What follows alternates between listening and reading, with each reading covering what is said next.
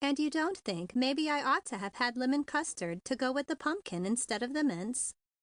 Miss Marilla Chadwick turned from her anxious watching at the kitchen window to search Mary Amber's clear young eyes for the truth, the whole truth, and nothing but the truth. "Oh, no, I think mince is much better. All men like mince pie. It's so sort of comprehensive, you know." Miss Marilla turned back to her window, satisfied. "Well, now, if he came on that train, he ought to be in sight around the bend of the road in about 3 minutes," she said tensely. "I've timed it often when folks were coming out from town, and it always takes just 6 minutes to get around the bend of the road."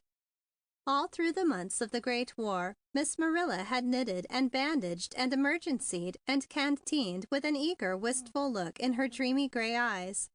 And many a sweater had gone to some needy lad with a little thrilling remark as she handed it over to the committee. "I keep thinking, what if my nephew Dick should be needing one, and this just come along in time?" But when the war was over and most people had begun to use pink and blue wool on their needles, or else cast them aside altogether and tried to forget there had ever been such a thing as war, and the price of turkey had gone up so high that people forgot to be thankful the war was over, Miss Marilla still held that wistful look in her eyes and still spoke of her nephew Dick with bated breath and a sigh. For wasn't Dick among those favored few who were to remain and do patrol work for an indefinite time in the land of the enemy, while others were gathered to their waiting homes and eager loved ones? Miss Marilla spoke of Dick as one who still lingered on the borderland of terror, and who laid his young life a continuous sacrifice for the good of the great world. A neat paragraph to that effect appeared in the Springhaven Chronicle, a local sheet that offered scant news items and fat platitudes at an ever-increasing rate to a gullible and conceited populace, who supported it because it was really the only way to know what one's neighbors were doing. The paragraph was the reluctant work of Mary Amber, the young girl who lived next door to Miss Marilla and had been her devoted friend since the age of 4, when Miss Marilla used to bake sugar cookies for her in the form of stodgy men with currant eyes and outstretched arms. Mary Amber remembered nephew Dick as a young imp of 9 who'd made a whole long, beautiful summer ugly with his torments. She also knew that the neighbors all around had memories of that summer when Dick's parents went on a Western trip and left him with his Aunt Marilla. Mary Amber shrank from exposing her dear friend to the criticisms of such readers of the Springhaven Chronicle as had memories of their cats tortured, their chickens chased, their flower beds trampled, their children bullied, and their windows broken by the youthful Dick. But time had softened the memories of that fateful summer in Miss Marilla's mind, and besides, she was deeply in need of a hero. Mary Amber had not the heart to refuse to write the paragraph, but she made it as conservative as the circumstances allowed. But now, at last, among the latest to be sent back, Lieutenant Richard Chadwick's division was coming home. Miss Marilla read in the paper what day they would sail, and that they were expected to arrive not later than the 29th. And as she read, she conceived a wild and daring plan. Why shouldn't she have a real live hero herself? A bit belated, of course, but all the more distinguished for that. And why shouldn't Mary Amber have a whole devoted soldier boy of her own for the village to see and admire? Not that she told Mary Amber that, oh no, but in her mind's vision she saw herself, Mary Amber, and Dick all going to church together on Sunday morning, the bars on his uniform gleaming like the light in Mary Amber's hazel eyes. Miss Marilla had one sudden pang of fear when she thought that perhaps he would not wear his uniform home, now that everybody else was in citizen's clothing. Then her sweet faith in the wholesomeness of all things came to her rescue, and she smiled in relief. Of course he would wear it to come home. That would be too outrageous not to when he had been a hero. Of course he would wear it in the first few days, and that was a good reason why she must invite him at once to visit her, instead of waiting until he had been to his home and been demobilized. She must have him in his uniform. She wanted the glory of it for her own brief share in that great time of uplifting and sacrifice that was so fast going into history. So Miss Marilla had hastened into the city to consult a friend who worked in the Red Cross and went out often to the wharves to meet the incoming boats. This friend promised to find out just when Dick's division was to land, to hunt him up herself, and to see that he had the invitation at once. See that he came, she put in, with a wise reservation in her heart that the dear, loving soul should not be disappointed. And now, the very night before, this friend had called Miss Marilla on the telephone to say that she had information that Dick's ship would dock at 8 in the morning. It would probably be afternoon before he could get out to Springhaven, so she had better arrange to have dinner about 5:30. So Miss Marilla, with shining eyes and a heart that throbbed like a young girl's, had thrown her shawl over her shoulders and hastened in the twilight through the hedge to tell Mary Amber. Mary Amber, trying to conceal her inward doubts, had congratulated Miss Marilla and promised to come over the first thing in the morning to help get dinner. Promised also, after much urging, almost with tears on the part of Miss Marilla, to stay and help eat the dinner afterward, in company with Miss Marilla and the young lieutenant. From this part of her promise, Mary Amber's soul recoiled, for she had no belief that the young leopard with whom she had played at the age of 10 could have changed his spots in the course of a few years, or even covered them with a silver bar. But Mary Amber soon saw that her presence at the dinner was an intrinsic part of Miss Marilla's joy in the anticipation of the dinner. And as much as she disliked the position of being flung at the young lieutenant in this way, she promised. After all, what did it matter what he thought of her anyway, since she had no use for him? And then she could always quietly freeze him whenever Miss Marilla's back was turned. Mary Amber could freeze with her hazel eyes when she tried. So quite early in the morning, Miss Marilla and Mary Amber began a cheerful stir in Miss Marilla's big sunny kitchen. Steadily, appetizingly, there grew an array of salads and pies and cakes and puddings and cookies and doughnuts and biscuits and pickles and olives and jellies, while a great bird, stuffed to bursting, went through the 7 stages of its final career to the oven. But no, it was 5 o'clock. The bird, with brown and shining breast, was waiting in the oven, done to a turn. Mashed potatoes, sweet potatoes, squash, succotash, and onions had received the finishing touches and had only to be served. Cranberries, pickles, celery, and jelly gave the final touches to a perfect table. And the sideboard fairly groaned under its load of pies and cake. One might have thought a whole regiment was to dine with Miss Marilla Chadwick that day, from the sights and smells that filled the house.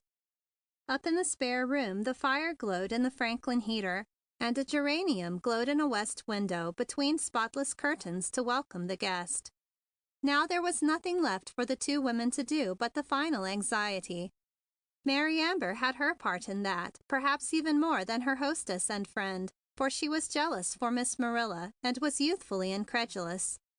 She had no trust in Dick Chadwick, even though he was an officer and had patrolled an enemy country for a few months after the war was over. Mary Amber had slipped over to her own house when she finished mashing the potatoes and changed her gown.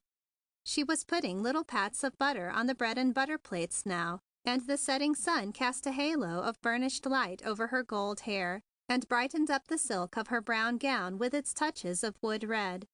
She was beautiful to look upon as she stood with her butter knife, deftly cutting the squares and dropping them in just the right spot on the plates.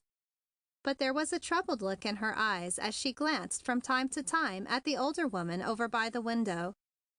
Miss Marilla had ceased all thought of work and was intent only on the road toward the station.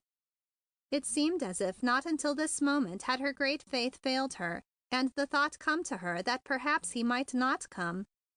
"You know, of course, he might not get that train," she said meditatively. "The other leaves only half an hour later, but she said she'd tell him to take this one." "That's true, too," said Mary Amber cheerily, "and nothing will be hurt by waiting. I fixed those mashed potatoes so they won't get soggy by being too hot, and I'm sure they'll keep hot enough." "You're a good, dear girl, Mary Amber," said Miss Marilla, giving her a sudden impulsive kiss. "I only wish I could do something great and beautiful for you." Miss Marilla caught up her shawl and hurried toward the door. "I'm going out to the gate to meet him," she said with a smile. "It's time he was coming in a minute now, and I want to be out there without hurrying." She clambered down the steps, her knees trembling with excitement. She hoped Mary Amber had not looked out the window. A boy was coming on a bicycle, and if he should be a boy with a telegram or a special delivery letter, she wanted to read it before Mary Amber saw her. Oh, how awful if anything had happened that he couldn't come today. Of course, he might come later tonight or tomorrow, and a turkey would keep, though it was never so good as the minute it was taken out of the oven. The boy was almost to the gate now, and yes, he was going to stop. He was swinging one leg out with that long movement that meant slowing up. She panted forward with a furtive glance back at the house. She hoped Mary Amber was looking at the turkey and not out of the window. It seemed that her fingers had suddenly gone tired while she was writing her name in that boy's book, and they almost refused to tear open the envelope as the boy swung on his wheel again and vanished down the road. She had presence of mind enough to keep her back to the house and the telegram in front of her as she opened it covertly, trying to keep the attitude of still looking eagerly down the road while the typewritten brief message got itself across to her tumultuous mind. Impossible to accept invitation. Have other engagements. Thanks just the same. Signed, Lieutenant Richard H. Chadwick. Miss Marilla tore the yellow paper hastily and crumpled it into a ball in her hands as she stared down the road through brimming tears. She managed an upright position, but her knees were shaking under her, and an empty feeling came in her stomach. Across the sunset skies, in letters of accusing size, there seemed to blaze the paragraphs from the Springhaven Chronicle, copied afterward in the Country Gazette, about Miss Marilla Chadwick's nephew. Lieutenant Richard H. Chadwick, who was expected at his aunt's home as soon as he landed in this country after a long and glorious career in other lands, and who would spend the weekend with his aunt and doubtless be heard from at the Springhaven clubhouse before he left. Her throat caught with a strange little sound like a groan. Still, with her hand grasping the front gate convulsively, Miss Marilla stood and stared down the road, trying to think what to do. How to word a paragraph explaining why he did not come. How to explain to Mary Amber so that look of sweet incredulousness should not come into her eyes. Then suddenly, as she stared through her blur of tears, there appeared a straggling figure coming around the bend of the road by the Hazard house.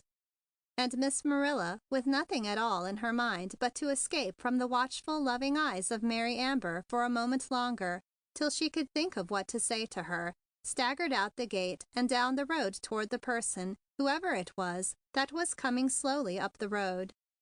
On stumbled Miss Marilla, nearer and nearer to the oncoming man, till suddenly through a blur of tears she noticed that he wore a uniform. Her heart gave a leap, and for a moment she thought it must be Dick, that he had been playing her a joke by the telegram and was coming on immediately to surprise her before she had a chance to be disappointed. It was wonderful how the years had done their halo work for Dick with Miss Marilla. She stopped short, trembling, one hand to her throat. Then, as the man drew nearer and she saw his halting gait, saw too his downcast eyes and whole dejected attitude, she somehow knew it wasn't Dick. Never would he have walked to her home in that way. There had been a swagger about the little Dick that could not be forgotten. The older Dick, crowned now with many honors, would not have forgotten to hold his head high. Unconscious of her attitude of intense interest, she stood, with her hand still fluttering at her throat and eyes brightly on the man as he advanced. When he was almost opposite her, he looked up. He had fine eyes and good features, but his expression was bitter for one so young, and in his eyes there was a look of pain. "Oh, excuse me," said Miss Marilla, looking around furtively to be sure Mary Amber could not see them so far away. "Are you in a very great hurry?" The young man looked surprised, amused, and slightly bored, but paused politely. "Not specially," he said, and there was a tone of dry sarcasm in his voice. "Is there anything I can do for you?" He lifted the limp little trench cap and paused to rest his lame knee. "Why, I was wondering if you wouldn't mind coming in and eating dinner with me," spoke Miss Marilla eagerly, from a dry throat of embarrassment. "You see, my nephew's a returned soldier, and I've just got word he can't come. The dinner's all ready to be dished up, and it needn't take long." "Dinner sounds good to me," said the young man with a grim glimmer of a smile. I guess I can accommodate you, madam. I haven't had anything to eat since I left camp last night. Oh, you poor child, said Miss Marilla, beaming on him with a welcoming smile. Now, isn't it fortunate that I should have asked you? As if there had been a throng of passing soldiers from which she might have chosen. But are you sure I'm not keeping you from someone else who is waiting for you?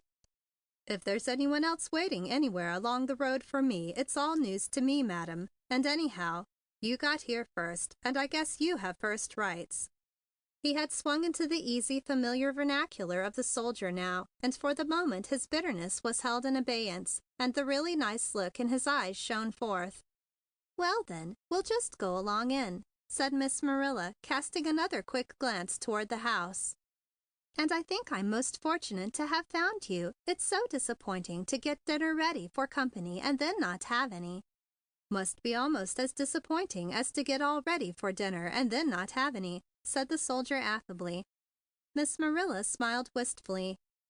I suppose your name doesn't happen to be Richard, does it? She asked, with that childish appeal in her eyes that had always kept her a young woman and good company for Mary Amber, even though her hair had long been gray. Might just as well be that as anything else, he responded affably, willing to step into whatever role was set for him in this most unexpected play. And you wouldn't mind if I should call you Dick? She asked, with a wistful look in her blue eyes. Like nothing better, he assented glibly, and found his own heart warming to this confiding strange lady. That's beautiful of you. She put out a shy hand and laid it lightly on the edge of his cuff. You don't know how much obliged I am. You see, Mary Amber hasn't ever quite believed he was coming, Dick, I mean, and she's been so kind and helped me get the dinner and all. I just couldn't bear to tell her he wasn't coming. The young soldier stopped short in the middle of the road and whistled. Horrors! He exclaimed in dismay. Are there other guests? Who is Mary Amber? Why, she's just my neighbor who played with you, I mean with Dick, when he was here visiting as a child a good many years ago. I'm afraid he wasn't always as polite to her then as a boy ought to be to a little girl, and, well, she's never liked him very well. I was afraid she would say I told you so if she thought he didn't come. It won't be necessary for me to tell any lies, you know. I'll just say, Dick, this is Mary Amber. I suppose you don't remember her. And that will be all. You don't mind, do you? It won't take long to eat dinner. But I'm in a terrible mess to meet a girl, he exclaimed uneasily, looking down deprecatingly at himself. I thought it was just you. This uniform's 3 sizes too large and needs a drink, besides. He passed a speculative hand over his smoothly shaven chin. I hate girls. There was a deep frown between his eyes, and the bitter look had come back on his face. Miss Marilla thought he looked as if he might be going to run away. Oh, that's all right, said Miss Marilla anxiously. Mary Amber hates men. She says they're all a selfish, conceited lot. You needn't have much to do with her. Just eat your dinner and tell anything you want to about the war. We won't bother you to talk much. Come, this is the house, and the turkey must be on the table getting cold by now. She swung open the gate and laid a persuasive hand on the shabby sleeve, and the young man reluctantly followed her up the path to the front door. End of Chapter 1.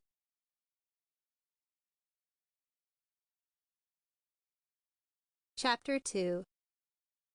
When Lyman Gage set sail for France 3 years before, he left behind him a modest interest in a promising business enterprise, a girl who seemed to love him dearly, and a debt of several $1,000s to her father, who had advised him to go into the enterprise and furnish the funds for his share in the capital.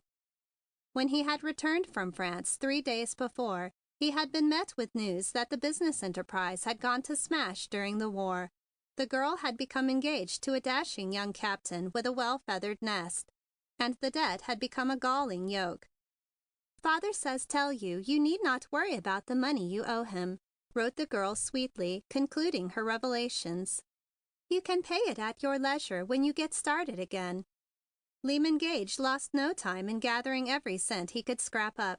This was more than he had at first hoped, because he owned 2 houses in the big city in which he had landed, and these houses, though old and small, happened to be located near a great industrial plant that sprung up since the end of the war. and houses were going at soaring prices. They were snapped up at a fabulous sum in comparison with their real value. This, with what he had brought home and the bonus he received on landing, exactly covered his indebtedness to the man who was to have been his father-in-law. When he turned away from the service window, where he had been telegraphing the money to his lawyer in a far state, with instructions to pay the loan at once, he had just 46 cents left in his pocket. Suddenly, as he reflected that he had done the last thing left he now cared to do on earth, the noises of the great city got hold upon his nerve and tore and racked it. He was filled with a great desire to get out and away from it, he cared not where, only so that the piercing sounds and rumbling grind of the city traffic should not press upon the raw nerves and torture them. With no thought of getting anything to eat or providing for a shelterless night that was fast coming on, he wandered out into the train area of the great station and idly read the names up over the train gates. One caught his fancy, Purlingbrook.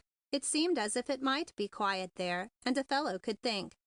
He followed the impulse and strode through the gates just as they were about to be closed.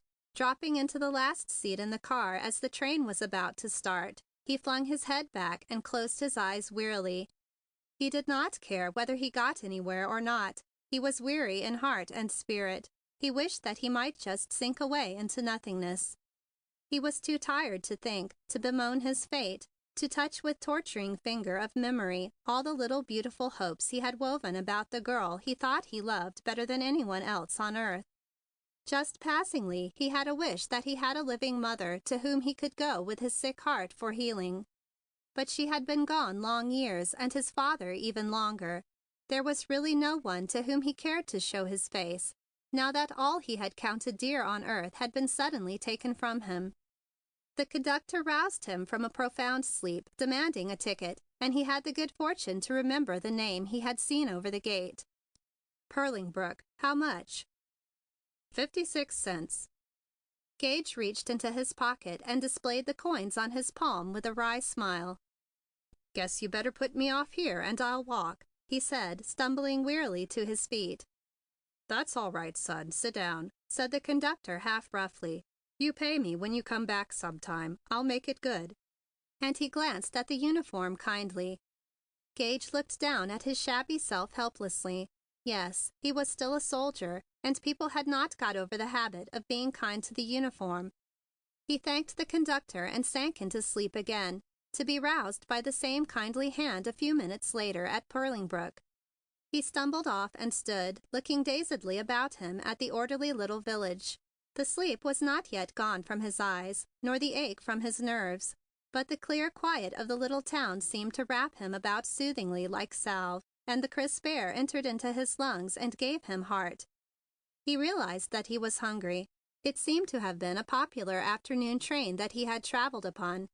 He looked beyond the groups of happy homecomers to where it hurried away gustily down the track, even then preparing to stop at the next near suburban station to deposit a few more homecomers.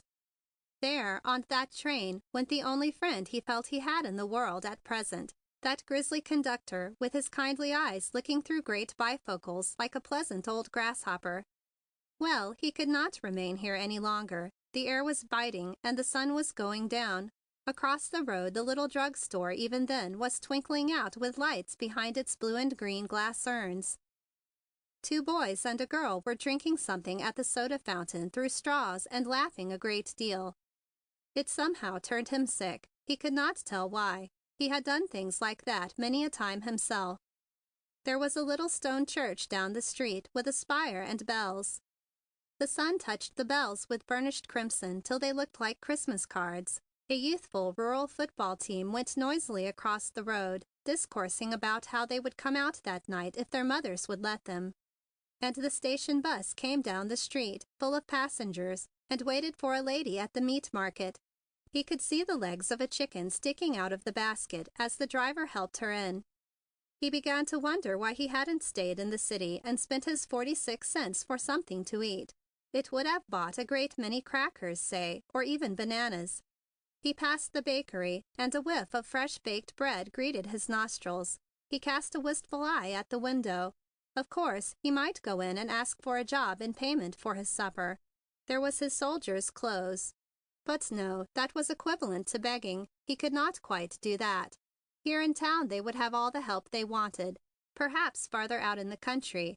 Perhaps, he didn't know what. Only he couldn't bring himself to ask for food, even with the offer to work. He didn't care enough for that. What was hunger anyway? A thing to be satisfied and come again. What would happen if he didn't satisfy it? Die, of course, but what did it matter? What was there to live for anyway? He passed a house, all windows, where children were gathered about a piano, with one clumsily playing an accompaniment. There was an open fire, and the long windows came down to the piazza floor. They were singing at the top of their lungs the old time-worn song made familiar to them by community songfests, still good to them because they all knew it so well. There's a long, long trail a-winding until my dreams all come true. And it gripped his heart like a knife. He had sung that song with her when it was new and tender, just before he had sailed away, and the trail had seemed so long, and now he had reached the end of it, and she had not been there to meet him. It was incredible. She, so fair and false. That was the hardest part of it, that she could have done it, and then explained so lightly that he had been away so long she was sure he would understand, and they both must have got over their childish attachment, and so on, through the long, nauseating sentences of her repeal. He shuddered as he said them over to his tired heart, and then shuddered again with the keen air, for his uniform was thin and he had no overcoat. What was that she had said about the money? He needn't worry about it. A sort of bone to toss to the lone dog after he was kicked out. Ah, well, it was paid. He was glad of that. He was even grimly glad for his own destitution. It gave him a kind of sense of satisfaction to have gone hungry and homeless to pay it all in one grand lump, and to have paid it at once, and through his lawyer, without any word to her or her father either. They should not be even distant witnesses of his humiliation. He would never cross their path again if he had his way. They should be as completely wiped out of his existence as he out of theirs, as if the same universe did not hold them. He passed down the broad, pleasant street in the crisp air, and every home on either hand gave him a thrust of memory that stabbed him to the heart. It was such a home as one of these as he had hoped to have some day, although it would have been in the city perhaps, for she always liked the city. He had hoped in the depths of his heart to persuade her to the country, though. Now he saw as in a revelation how futile such hopes had been. She would never have come to love sweet, quiet ways such as he loved. She couldn't ever have really loved him, or she would have waited, would not have changed. Over and over again he turned the bitter story, trying to get it settled in his heart so that the sharp edges would not hurt so, trying to accustom himself to the thought that she, whom he had cherished through the blackness of the years that were past, was not what he had thought her. He stopped in the road beside a tall hedge that hid the Hazard house from view, and snatched out her picture that he had carried in his breast pocket till now, snatched it out, gazed upon it with a look that was not good to see on a young face, and tore it across. He took a step forward, and with every step he tore a tiny fragment from the picture and flung it into the road, bit by bit, till the lovely face was mutilated in the dust, where the feet of passers-by would grind upon it, and where those great blue eyes that had gazed back at him from the picture so long would be destroyed forever. It was the last thread that bound him to her, that picture, and when the last scrap of picture had fluttered away from him, he put his head down and strode forward, like one who has cast away from him his last hope. The voice of Miss Marilla roused him like a homely, pleasant sound about the house of a morning when one has had an unhappy dream. He lifted his head and, soldier-like, dropped into the old habit of hiding his emotions. Her kindly face somehow comforted him, and the thought of dinner was a welcome one. The ugly tragedy of his life seemed to melt away for the moment, as if it could not stand the light of the setting sun and her wholesome presence. There was an appeal in her eyes that reached him, and somehow he didn't feel like turning down her naive, childlike proposition. Besides, he was used to being cared for because he was a soldier, and why not once more, now when everything else had gone so rotten? It was an adventure anyway, and what was there left for him but adventure? he asked himself with a little bitter sneer. But when she mentioned a girl, that was a different thing. Girls were all treacherous. It was a new conviction with him, but it had gone deep, so deep that it had extended not only to a certain girl or class of girls, but to all girls everywhere. He had become a woman hater. He wanted nothing more to do with any of them.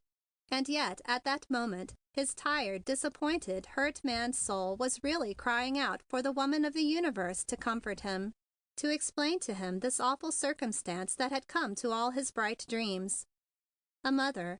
That was what he thought he wanted, and Miss Marilla looked as if she might make a nice mother. So he turned like a tired little hungry boy and followed her, at least until she said girl. Then he had almost turned and fled. Yet, while Miss Marilla coaxed and explained about Mary Amber, he stood facing again the lovely vision of the girl he had left behind at the beginning of the long, long trail, and whose picture he had just trampled underfoot on this end of the trail, which it now seemed to him would wind on forever alone for him. As he paused on Miss Marilla's immaculate front steps, he was preparing himself to face the enemy of his life in the form of woman.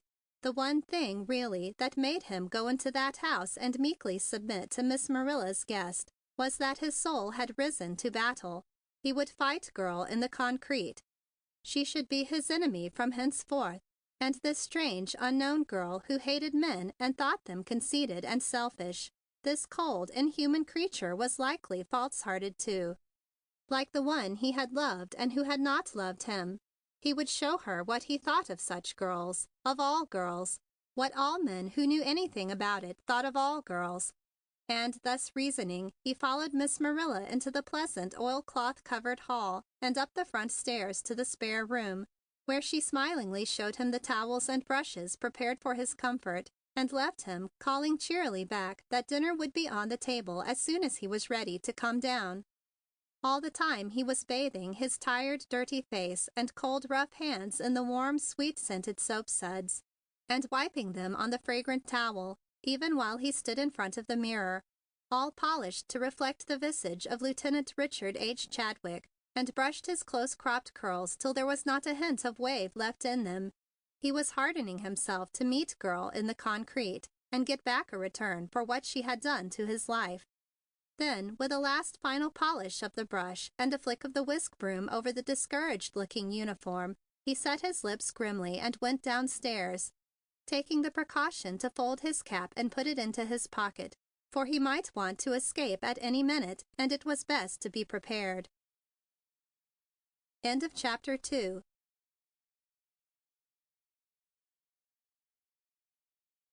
Chapter 3. Mary Amber was carrying in the great platter of golden brown turkey when he first saw her and had not heard him come down. She was entirely off her guard, with a sweet, serious intentness upon her work, and a stray wisp of gold hair set afloat across the kitchen-flushed cheek. She looked so sweet and serviceable and true, with her lips parted in the pleasure of completing her task, that the soldier was taken by surprise and thrown entirely off his guard. Was this the false-hearted creature he had come to fight? Then Mary Amber felt his eyes upon her as he stood staring from the open hall door, and lifting her own clear ones, froze into the opponent at once. A very polite opponent, it's true, with all the grace of a young queen, but nevertheless an opponent, cold as a young icicle. Miss Marilla, with bright eyes and preternaturally pink cheeks, spoke into the vast pause that suddenly surrounded them all, and her voice sounded strangely unnatural to herself. "Dick, this is Mary Amber. I suppose you don't remember her." And the young soldier, not yet quite recovered from that first sweet vision of Mary Amber, went forward with his belligerence to woman somewhat held in abeyance. "You have changed a good deal since then, haven't you?"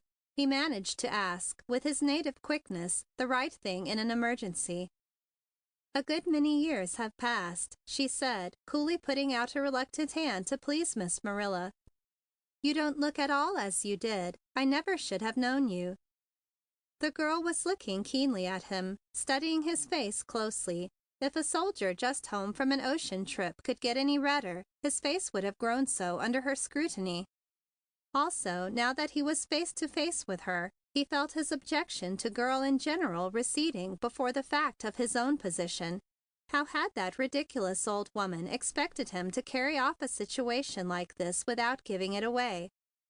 How was he supposed to converse with a girl he had never seen before about things he had never done, with a girl whom he was supposed to have played with in his youth? Why had he been such a fool as to get into this corner just for the sake of one more dinner? Why, tomorrow he would need another dinner, and all the tomorrows through which he might have to live. What was one dinner more or less? He felt in his hip pocket for the comforting assurance of his cap and gave a furtive glance toward the hall door. It wouldn't be far to bolt back to the road, and what would be the difference? He would never see either of the two again. Then the sweet, anxious eyes of his hostess met his with an appealing smile, and he felt himself powerless to move. The girl's eyes had swept over his ill-fitting uniform, and he seemed to feel every crease and stain. "I thought they told us you were an officer, but I don't see your bars." She laughed mockingly and searched his face again accusingly. "This is another fellow's uniform," he answered lamely. "Mine got shrunk so I could hardly get into it, and another fellow who was going home changed with me." He lifted his eyes frankly, for it was the truth that he told, and he looked into her eyes, but saw that she did not believe him. Her dislike and distrust of the little boy Dick had come to the front. He saw that she believed that Dick had been boasting to his aunt of honors that were not his. A wave of anger swept over his face. Yet somehow he could not summon his defiance. Somehow he wanted her to believe him. They sat down at the beautiful table, and the turkey got in its work on his poor human sensibilities. The delicate perfume of the hot meat as it fell in large flaky slices from Miss Marilla's sharp knife, the whiff of the summer savory and sage and sweet marjoram in the stuffing, the smoothness of the mashed potatoes, the brownness of the candied sweet potatoes, all cried out to him and held him prisoner. The odor of the food brought giddiness to his head, and the faintness of hunger attacked him. A pallor grew under the tan of his face, and there were dark shadows under his nice eyes that quite touched Miss Marilla and almost softened the hard look of distrust that had been growing around Mary Amber's gentle lips. "This certainly is great," he murmured. "I don't deserve to get in on anything like this, but I'm no end grateful." Mary Amber's questioning eyes recalled him in confusion to his role of nephew in the house, and he was glad of the chance to bend his head while Miss Marilla softly asked the blessing on the meal. He had been inclined to think he could get away with any situation, but he began to feel now as if his recent troubles had unnerved him, and he might make a mess of this one. Somehow that girl seemed as if she could see into a fellow's heart. Why couldn't he show her how he despised the whole race of false-hearted womankind? They heaped his plate with good things, poured him amber coffee rich with cream, gave him cranberry sauce and pickles and olives, and passed little delicate biscuits and butter with the fragrance of roses. With all this before him, he suddenly felt as if he could not swallow a mouthful. He lifted his eyes to the opposite wall, and a neatly framed sentence in quaint old English lettering met his eye. "Who crowneth you with loving kindness and tender mercies, so that thy youth is renewed like the eagle's." An intense desire to put his head down on the table and cry came over him. The warmth of the room, the fragrance of the food had made him conscious of an ache in every part of his body. His head was throbbing too, and he wondered what was the matter with him. After all the hardness of the world and the bitterness, to meet a kindness like this seemed to unnerve him. But gradually the food got in its work, and the hot coffee stimulated him. He rose to the occasion greatly. He described France, spoke of the beautiful cathedrals he had seen, the works of art, the little children, the work of reconstruction that was going on.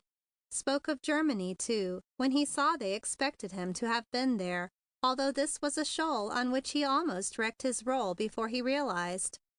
He told of the voyage over and the people he had met, and he kept most distinctly away from anything personal, at least as far as Mary Amber would let him.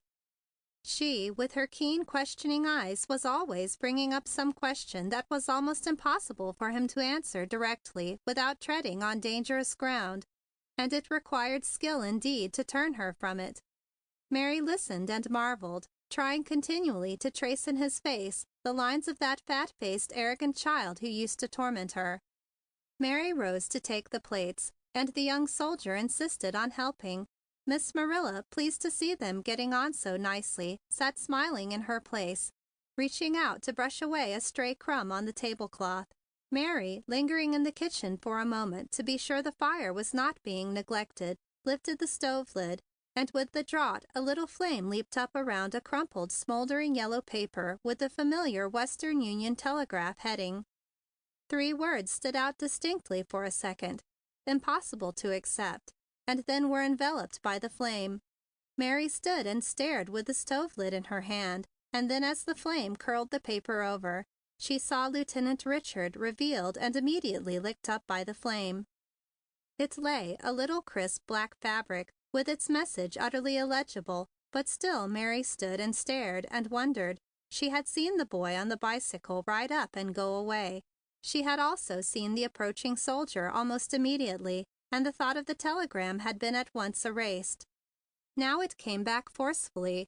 Dick, then, had sent a telegram, and it looked as if he had declined the invitation. Who, then, was this stranger at the table? Some comrade working Miss Marilla for dinner, or Dick himself, having changed his mind or playing a practical joke? In any case, Mary felt she ought to disapprove of him utterly. It was her duty to show him up to Miss Marilla, and yet how could she do it when she did not know anything herself? "Hurry, Mary, and bring the pie," called Miss Marilla. "We're waiting." Mary put the stove lid down and went slowly, thoughtfully back to the dining room, carrying a pie. She studied the face of the young soldier intently as she passed him his pie, but he seemed so young and pleasant and happy she hadn't the heart to say anything just yet. She would bide her time. Perhaps somehow it was all explainable, so she set to asking him questions. "By the way, Dick, whatever became of Barker?" she requested, fixing her clear eyes on his face. "Barker?" said Lyman Gage, puzzled and polite, then remembering his role. "Oh, yes, Barker," he laughed. "Great old Barker, wasn't he?" He turned in troubled appeal to Miss Marilla. "Barker certainly was the cutest little guinea pig I ever saw," beamed Miss Marilla, "although at the time I really wasn't as fond of it as you were. You would have it around in the kitchen so much." There was a covert apology in Miss Marilla's voice for the youthful character of the young man he was supposed to be. "I should judge I must have been a good deal of a nuisance in those days," hazarded the soldier, feeling that he was treading on dangerous ground. "Oh, no," sighed Miss Marilla, trying to be truthful and at the same time polite. "Children will be children, you know." All children are not alike. It was as near to snapping as sweet Mary Amber ever came. She had memories which time had not dimmed.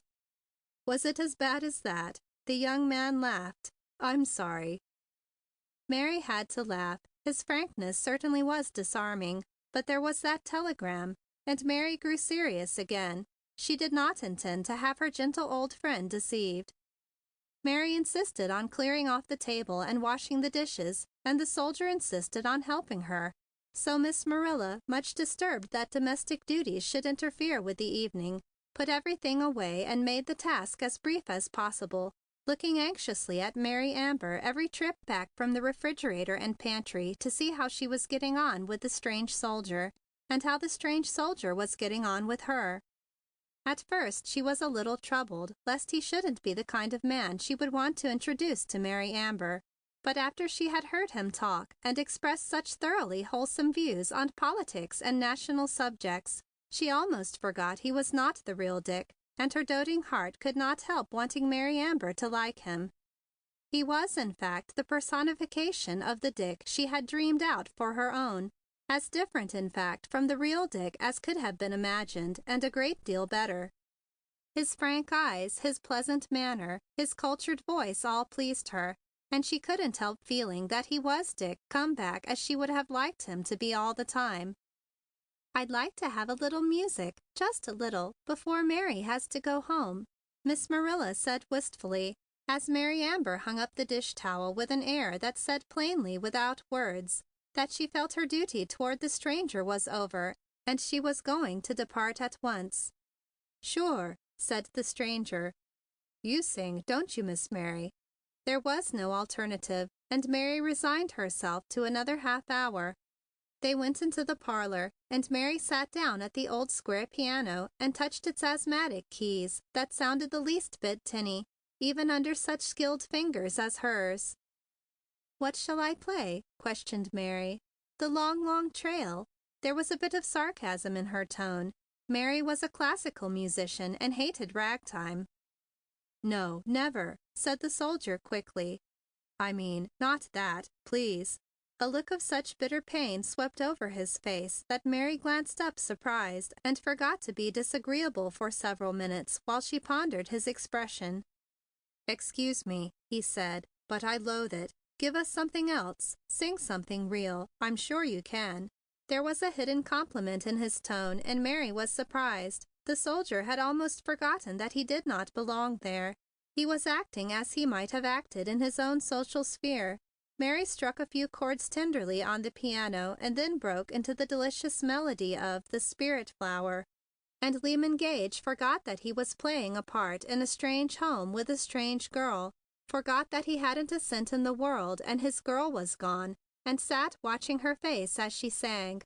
For Mary had a voice like a thrush in the summer evening, that liquid appeal that always reminds one of a silver spoon dropped into a glass of water. And Mary had a face like the spirit flower itself. As she sang, she could not help living, breathing, being the words she spoke. There was nothing, absolutely nothing about Mary to remind him of the girl he had lost. And there was something in her sweet, serious demeanor as she sang to call his better nature. A wholesome, serious sweetness that was in itself a kind of antiseptic against bitterness and sweeping denunciation. Lyman Gage, as he listened, was lifted out of himself and set in a new world where men and women thought of something besides money and position and social prestige. He seemed to be standing off apart from himself and seeing himself from a new angle, an angle in which he was not the only one that mattered in this world, and in which he got a hint that his plans might be only hindrances to a large life for himself and everyone else.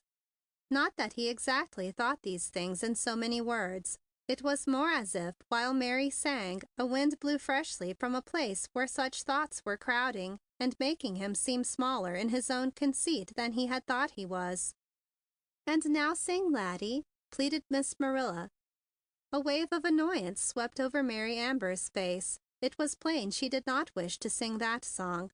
Nevertheless, she sang it, forgetting herself and throwing all the pathos and tenderness into her voice that belonged to the beautiful words. Then she turned from the piano decidedly and rose. "I must go home at once" was written in every line of her attitude. Miss Marilla rose nervously and looked from one of her guests to the other. "Dick, I wonder if you haven't learned to sing." Her eyes were so pathetic that they stirred the young man to her service. Besides, there was something so contemptuous in the attitude of that human spirit flower standing on the wing, as it were, in that done with him forever attitude, that spurred him into a faint desire to show her what he could do.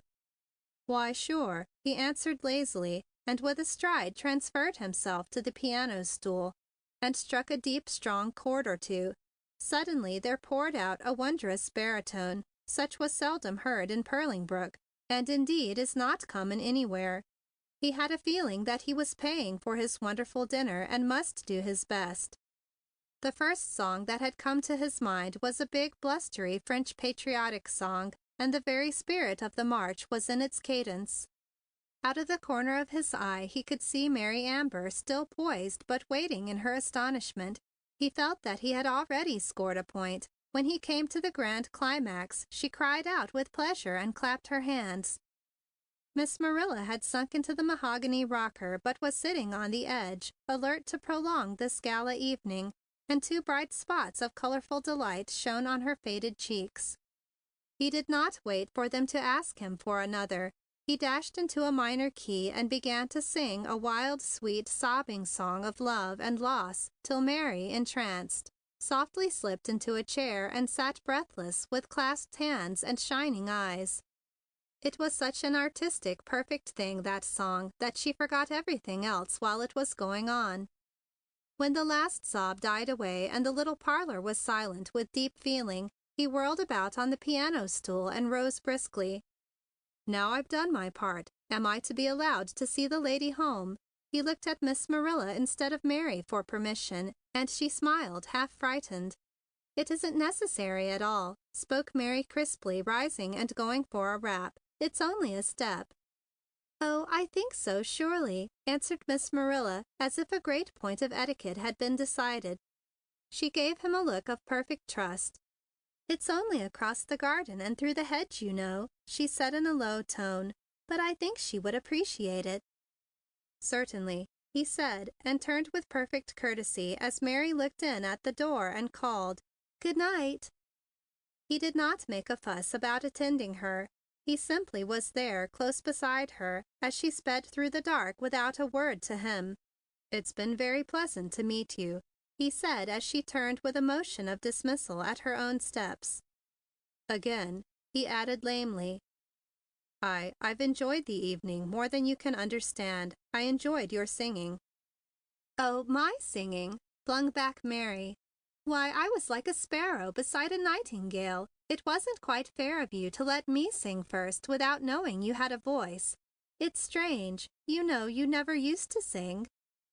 It seemed to him her glance went deep as she looked at him through the shadows of the garden. He thought about it as he crept back through the hedge, shivering now, for the night was keen and his uniform thin. Well, what did it matter what she thought? He would soon be far away from her and never likely to see her again. Yet he was glad he had scored a point, 1 point against girl in the concrete. Now he must go in and bid his hostess good-bye, and then away to where? End of chapter 3.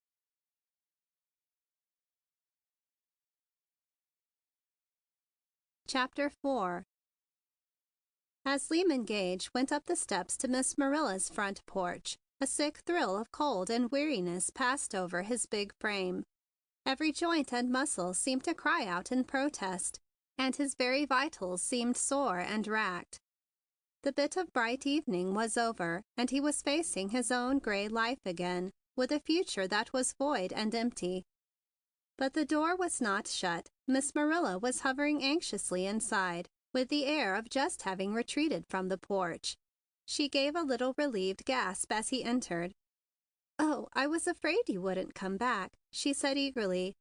"And I did so want to thank you and tell you yes, I mean we, for I know she loved that singing, how very much we enjoyed it. I will always thank God that He sent you along just then." "Well, I certainly have cause to thank you for that wonderful dinner," he said earnestly, as he might have spoken to a dear relation. "And for all this," he waved his big hand toward the bright room, "this pleasantness, it was like coming home, and I haven't any home to come to now." "Oh, haven't you?" said Miss Marilla caressingly. "Oh, haven't you?" she said again wistfully. "I wonder why I can't keep you a little while then. You seem just like my own nephew, as I had hoped he would be. I haven't seen him in a long time. Where were you going when I stopped you?" The young man lifted heavy eyes that were bloodshot and sore to the turning, and tried to smile. To save his life, he couldn't lie blithely when it seemed so good to be in that warm room. "Why, I don't know. I guess I just wasn't going anywhere. To tell you the truth, I was all in and down on my luck and as blue as indigo when you met me. I was just tramping anywhere to get away from it." "You poor boy," said Miss Marilla, putting out her fine little blue-veined hands and caressing the old khaki sleeve. "Well, then you're just going to stay with me and get rested. There's no reason in the world why you shouldn't."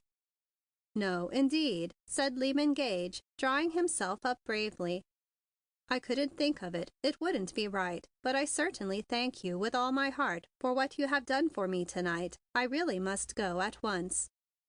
"But where?" she asked pathetically, as if he belonged to her, sliding her hands detainingly down to his big rough ones.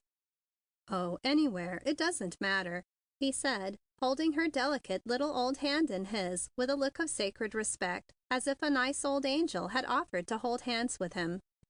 "I'm a soldier, you know, and a few storms more or less won't matter. I'm used to it. Good night." He clasped her hands a moment and was about to turn away, but she held his fingers eagerly. "You shall not go that way," she declared. "Out into the cold without any overcoat and no home to go to. Your hands are hot, too. I believe you have a fever. You're going to stay here tonight and have a good sleep and a warm breakfast, and then, if you must go, all right. My spare bed is all made up, and there's a fire in the Franklin heater. The room's all warm as toast, and Mary put a big bouquet of chrysanthemums up there. If you don't sleep there, it will be all wasted. You must stay." "No, it wouldn't be right." He shook his head again and smiled wistfully. "What would people say?" "Say? Why, they've got it in the paper that you're to be here. At least, that Dick's to be here. They'll think you're my nephew and think nothing else about it. Besides, I guess I have a right to have company if I like." "If there was any way I could pay you," said the young man, "but I haven't a cent to my name and no telling how long before I will have anything. I really couldn't accept any such hospitality." "Oh, that's all right," said Miss Marilla cheerily. "You can pay me if you like sometime when you get plenty, or perhaps you'll take me in when I'm having a hard time. Anyhow, you're going to stay. I won't take no for an answer. I've been disappointed and disappointed about Dick's coming, and me having no one to show for all the years of the war, just making sweaters for the world, it seemed like, with no one belonging to me. And now I've got a soldier, and I'm going to keep him at least for one night. Nobody's to know but you're my own nephew. And I haven't got to go around the town, have I, telling that Dick didn't care enough for his old country aunt to come out and take dinner with her? It's nothing to them, is it, if they think he came and stayed overnight too? For even a few days, nobody'll be any the wiser, and I'll take a lot more comfort." "I'd like to accommodate you," faltered the soldier, "but you know I really ought—" Suddenly the big fellow was seized with a fit of sneezing, and the sick, sore thrills danced all down his back and slapped him in the face and pricked him in the throat and banged against his head. He dropped weakly down in a chair and got out the discouraged-looking handkerchief that ever a soldier carried. It looked as if it might have washed the decks on the way over or wiped off shoes, and doubtless it had. And it left a dull streak of olive drab dust on his cheek and chin when he had finished polishing off the last sneeze and lifted his suffering eyes to his hostess. "You're sick," declared Miss Marilla with a kind of satisfaction, as if now she had got something she could really take hold of. "I've thought it all the evening. I first laid it to the wind in your face, for I knew you weren't the drinking kind. And then I thought maybe you'd had to be up all last night or something. Lack of sleep makes eyes look that way. But I believe you've got the grip, and I'm going to put you to bed and give you some homeopathic medicine. Come, tell me the truth. Aren't you chilly?" With a half sheepish smile, the soldier admitted that he was, and a big involuntary shudder ran over his tall frame with the admission. "Well, it's high time we got to work. There's plenty of hot water, and you go up to the bathroom and take a hot bath. I'll put a hot water bag in the bed and get it good and warm. And I've got a long, warm flannel nightgown I guess you can get on. It was made for my grandmother, and she was a big woman. Come, we'll go right upstairs. I can come down and shut up the house while you're taking your bath." The soldier protested, but Miss Marilla swept all before her. She locked the front door resolutely and put the chain on. She turned out the parlor light and shoved the young man before her to the stairs. "But I oughtn't to," he protested again with one foot on the first step. "I'm an utter stranger." "Well, what's that?" said Miss Marilla crisply. "I was a stranger and ye took me in. When it comes to that, we're all strangers. Come, hurry up. You ought to be in bed. You'll feel like a new man when I get you tucked up." "You're awfully good," he murmured, stumbling up the stairs with a sick realization that he was giving way to the little imps of chills and thrills that were dancing over him, that he was all in, and in a few minutes more he would be a contemptible coward, letting a lone old woman fuss over him this way. Miss Marilla turned up the light and threw back the covers of the spare bed, sending a whiff of lavender through the room. The Franklin heater glowed cheerfully, and the place was as warm as toast. There was something sweet and homelike in the old-fashioned room, with its strange, ancient framed photographs of people long gone, and its plain but fine old mahogany. The soldier raised his bloodshot eyes and looked about with a thankful wish that he was well enough to appreciate it all. Miss Marilla had pulled open a drawer and produced a long, fine flannel garment of nondescript fashion, and from a closet she drew out a long pink bathrobe and a pair of felt slippers. "There, I guess you can get those on." She bustled into the bathroom, turned on the hot water, and heaped big white bath towels and sweet-scented soap upon him. In a kind of daze of thankfulness, he stumbled into the bathroom and began his bath. He hadn't had a bath like that in, was it 2 years? Somehow the hot water held down the nasty little sick thrills and cut out the chills for the time. It was wonderful to feel clean and warm and smell the freshness of the towels and soap. He climbed into the big nightgown, which also smelled of lavender, and came out presently with the felt slippers on his feet and the pink bathrobe trailing around his shoulders. There was a meek, conquered expression on his face, and he crept gratefully into the warm bed according to directions and snuggled down with that sick, sore thrill of thankfulness that everybody who has ever had flu knows. Miss Marilla bustled up from downstairs with a second hot water bag in one hand and a thermometer in the other. "I'm going to take your temperature," she said briskly, and stuck the thermometer into his unresisting mouth. Somehow it was wonderfully sweet to be fussed over this way, almost like having a mother. He hadn't had such care since he was a little fellow in the hospital at prep school. "I thought so," said Miss Marilla, casting a practiced eye at the thermometer a moment later. "And you've got to lie right still and do as I say, or you'll have a time of it. I hate to think of what would have happened to you if I'd been weak enough to let you go off into the cold without any overcoat tonight." "Oh, I'd have walked it off likely," faintly spoke the old Adam in the sleepy sick soldier. But he knew as he spoke that he was lying, and he knew Miss Marilla knew it also. He would have laughed if it hadn't been too much trouble. It was wonderful to be in a bed like this and be warm, and that ache in his back against the hot water bag. It almost made his head stop aching. In almost no time at all he was asleep. He never realized when Miss Marilla brought a glass and fed him medicine. He opened his mouth obediently when she told him and went right on sleeping. "Bless his heart," she said. "He must have been all worn out." And she turned the light low and, gathering up his chair full of clothes, slipped away to the bathroom, where presently they were all except the shoes soaking in strong hot soap suds.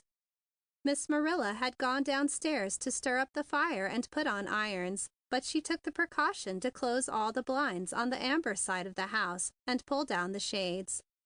Mary had no need ever to find out what she was doing.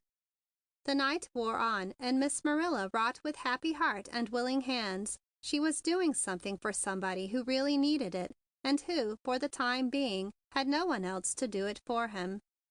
He was hers exclusively to be served this night. It was years since she had had anybody of her own to care for, and she luxuriated in the service. Every hour she slipped up to feel his forehead, listen to his breathing, and give him his medicine, and then slipped down to the kitchen again to her ironing. Garment by garment, the soldier's meager outfit came from the steaming suds, then was conveyed to the kitchen, where it hung on an improvised line over the range and got itself dry enough to be ironed and patched. It was a work of love, and therefore it was done perfectly. When morning dawned, the soldier's outfit, thoroughly renovated and pressed almost beyond recognition, lay on a chair by the spare room window. And Miss Marilla, in her dark blue serge morning dress, lay tidily down on the outside of her bed to take 40 winks. But even then she could hardly get to sleep. She was so excited thinking about her guest and wondering whether he would feel better when he awoke or whether she ought to send for a doctor. A hoarse cough roused her an hour later, and she went with speed to her patient and found him tossing and battling in his sleep with some imaginary foe. "I don't owe you a cent any longer," he declared fiercely. "I've paid it all, even to the interest, while I was in France, and there's no reason why I shouldn't tell you just what I think of you. You can go to thunder with your kind offers. I'm off you for life. and then the big fellow turned with a groan of anguish and buried his face in his pillow. Miss Marilla paused in horror, thinking she had intruded upon some secret meditation. But as she waited on tiptoe and breathless in the hall, she heard the steady hoarse breathing keep on and knew he was still asleep. He did not rouse more than to open bloodshot, unseeing eyes and close them again when she loudly stirred his medicine in the glass and held the spoon to his lips. As before, he obediently opened his mouth and swallowed and went on sleeping. She stood a moment anxiously watching him. She did not know just what she ought to do. Perhaps he was going to have pneumonia. Perhaps she ought to send for the doctor. And yet there were complications about that. She would be obliged to explain a lot, or else lie to the neighborhood. And he might not like it for her to call a doctor while he was asleep. If she only had someone with whom to advise. On ordinary questions she always consulted Mary Amber, but by the very nature of the case, Mary Amber was out of this. Besides, in half an hour, Mary Amber very discreetly put herself beyond a question, outside of any touch with Miss Marilla's visitor, by taking herself off in her little car for a short visit to a college friend over in the next county. It was plain that Mary Amber did not care to subject herself to further contact with the young soldier. He might be Dick, or he might not be Dick. It was none of her business while she was visiting Jeanette Clark, so she went away quite hurriedly. Miss Marilla heard the purr of the engine, and the little brown car started down the hedged driveway, and watched the flight with a sense of satisfaction. She had an intuition that Mary Amber was not in favor of her soldier, and she had a guilty sense of hiding the truth from her dear young friend that made her breathe more freely as she watched Mary Amber's flight. Moreover, it was with a certain self-reproachful relief that she noted the little brown suitcase that lay at Mary Amber's feet as she slid past Miss Marilla's house without looking up. Mary Amber was going away for the day at least, probably overnight, and by that time the question of the soldier would be settled one way or the other without Mary Amber's having to worry about it. Miss Marilla ordered a piece of beef and brewed a cup of the most delicious broth, which she took upstairs. She managed to get her soldier awake enough to swallow it, but it was plain that he did not in the least realize where he was and seemed well content to close his eyes and drowse away once more. Miss Marilla was deeply troubled. Some pricks from the old time-worn adage beginning, "Oh, what a tangled web we weave," began to stab her conscience. If only she had not allowed those paragraphs to go into the county paper. No, that was not the real trouble at all. If only she had not dragged in another soldier and made Mary Amber believe he was her nephew. Such an old fool! Just because she couldn't bear the mortification of having people know her nephew hadn't cared enough for her to come and see her when he was close at hand. But she was well punished. Here she had a strange sick man on her hands and no end of responsibility. Oh, if only she hadn't asked him in!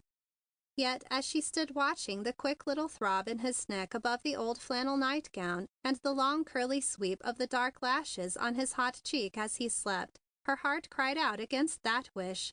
No, 1,000 times no. If she had not asked him in, he might have been in some hospital by this time, cared for by strangers.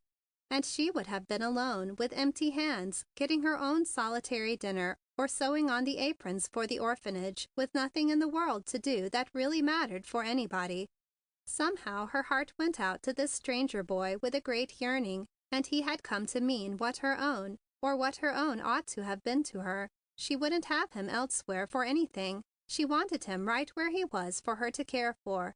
Something at last that needed her, something she could love and tend, even if it were only for a few days. And she was sure she could care for him. She knew a lot about sickness. People sent for her to help them out, and her wonderful nursing had often saved a life where the doctor's remedies had failed. She felt sure this was only a severe case of flu that had taken a fierce hold on the system. Thorough rest, careful nursing, nourishing broth, and some of her homeopathic remedies would work the charm. She would try it a little longer and see. If his temperature wasn't higher than the last time, it would be perfectly safe to get along without a doctor. She put the thermometer between his relaxed lips and held it there firmly round it until she was sure it had been there long enough. Then she carried it softly over to the front window and studied it. No, it had not risen. In fact, it might be a fifth of a degree lower. Well, she would venture it a little while longer. For 2 days, Miss Marilla cared for her stranger soldier as only a born nurse like herself could care. And on the third morning, he rewarded her by opening his eyes and looking about. Then, meeting her own anxious gaze, he gave her a weak smile. "I've been sick," he said, as if stating an astonishing fact to himself. "I must have given you a lot of trouble." "Not a bit of it, you dear child," said Miss Marilla, and then stooped and brushed his forehead with her lips in a motherly kiss. "I'm so glad you're better."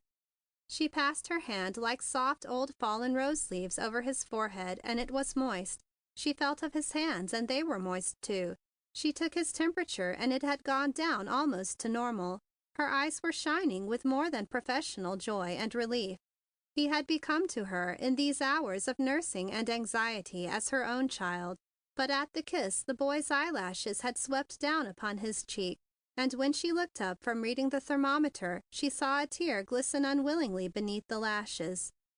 The next 2 days were a time of untold joy to Miss Marilla while she pampered and nursed her soldier boy back to some degree of his normal strength. She treated him just as if he were a little child who had dropped from the skies to her loving ministrations. She bathed his face and puffed up his pillows and took his temperature and fed him and read him to sleep. Miss Marilla could read well, too. She was always asked to read the chapter at the fortnightly club whenever the regular reader whose turn it was failed. And while he was asleep, she cooked dainty, appetizing little dishes for him. They had a wonderful time together, and he enjoyed it as much as she did. The fact was, he was too weak to object, for the little red devils that get into the blood and kick up the fight, commonly titled grip, had done a thorough work with him, and he was, as he put it, all in and then some. He seemed to have gone back to the days of his childhood since the fever began to abate, and he lay in a sweet daze of comfort and rest. His troubles and perplexities and loneliness had dropped away from him, and he felt no desire to think of them. He was having the time of his life. Then suddenly, wholly unannounced and not altogether desired at the present stage of the game, Mary Amber arrived on the scene. End of chapter 4.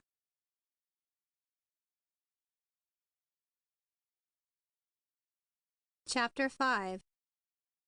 Mary was radiant as the sunny morning in a little red tam, and her cheeks as red as her hat from the drive across country. She appeared at the kitchen door, quite in her accustomed way, just as Miss Marilla was lifting the dainty tray to carry her boy's breakfast upstairs. And she almost dropped it in her dismay. "I've had the grandest time," breezed Mary. "You don't know how beautiful the country is. All wonderful bronze and brown with a purple haze and a frost-like silver lace this morning when I started. You've simply got to put on your wraps and come with me for a little while. I know a place where the shadows melt slowly and the frosts will not be gone yet. Come quick. I want you to see it before it's too late. You're not just eating your breakfast, Auntie Rill, and on a tray, too. Are you sick?" Miss Marilla glanced guiltily down at the tray, too transparent even to evade the question. "No, why, my nephew." Then she stopped in hopeless confusion, remembering her resolve not to tell a lie about the matter, whatever came. Mary Amber stood up and looked at her, her keen young eyes searching and finding the truth. "You don't mean to tell me that man is here yet, and you waiting on him?" There was both sorrow and scorn in the fine young voice. In the upper hall, the sick soldier in a bathrobe was hanging over the banisters in a panic, wishing some kind of fairy would arrive and waft him away on a breath. All his perfidy in getting sick on a strange gentlewoman's hands and lying lazily in bed, letting her wait on him, was shown up in Mary Amber's voice. It found its echo in his own strong soul. He had known all along that he had no business there, that he ought to have gone out on the road to die rather than betray the sweet hospitality of Miss Marilla by allowing himself to be a selfish, lazy slob. That was what he called himself as he hung over the banisters. "Mary, why, he has been very sick." "Sick?" There was a covert sneer in Mary Amber's incredulous young voice. And then the conversation was suddenly blanketed by the closing of the hall door, and the sick soldier padded disconsolately back to bed, weak and dizzy, but determined. This was as good a time as any. He ought to have gone before.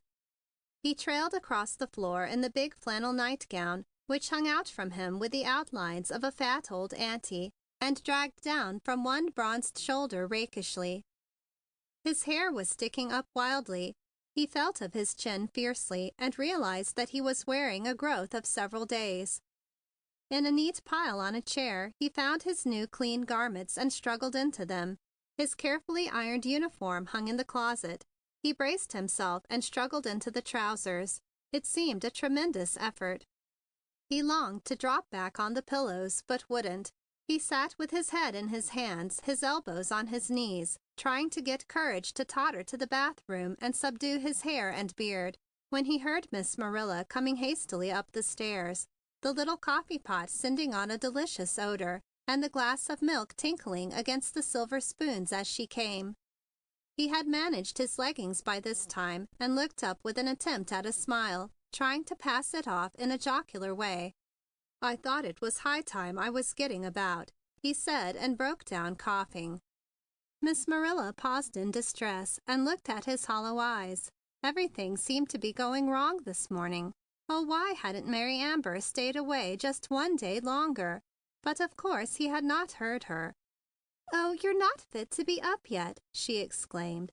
"Do lie down and rest till you've had your breakfast." "I can't be a baby having you wait on me any longer," he said. "I'm ashamed of myself. I ought not to have stayed here at all." His tone was savage, and he reached for his coat and jammed it on with a determined air in spite of his weakness and the sore shivers that crept shakily up his back. "I'm perfectly all right, and you've been wonderful, but it's time I was moving on." He pushed past her hurriedly to the bathroom, feeling that he must get out of her sight before his head began to swim. The water on his face would steady him. He dashed it on and shivered sickly, longing to plunge back to bed, yet keeping on with his ablutions. Miss Marilla put down her tray and stood with tears in her eyes, waiting for him to return, trying to think of what she could say to persuade him back to bed again. Her anxious expression softened him when he came back, and he agreed to eat his breakfast before he went anywhere.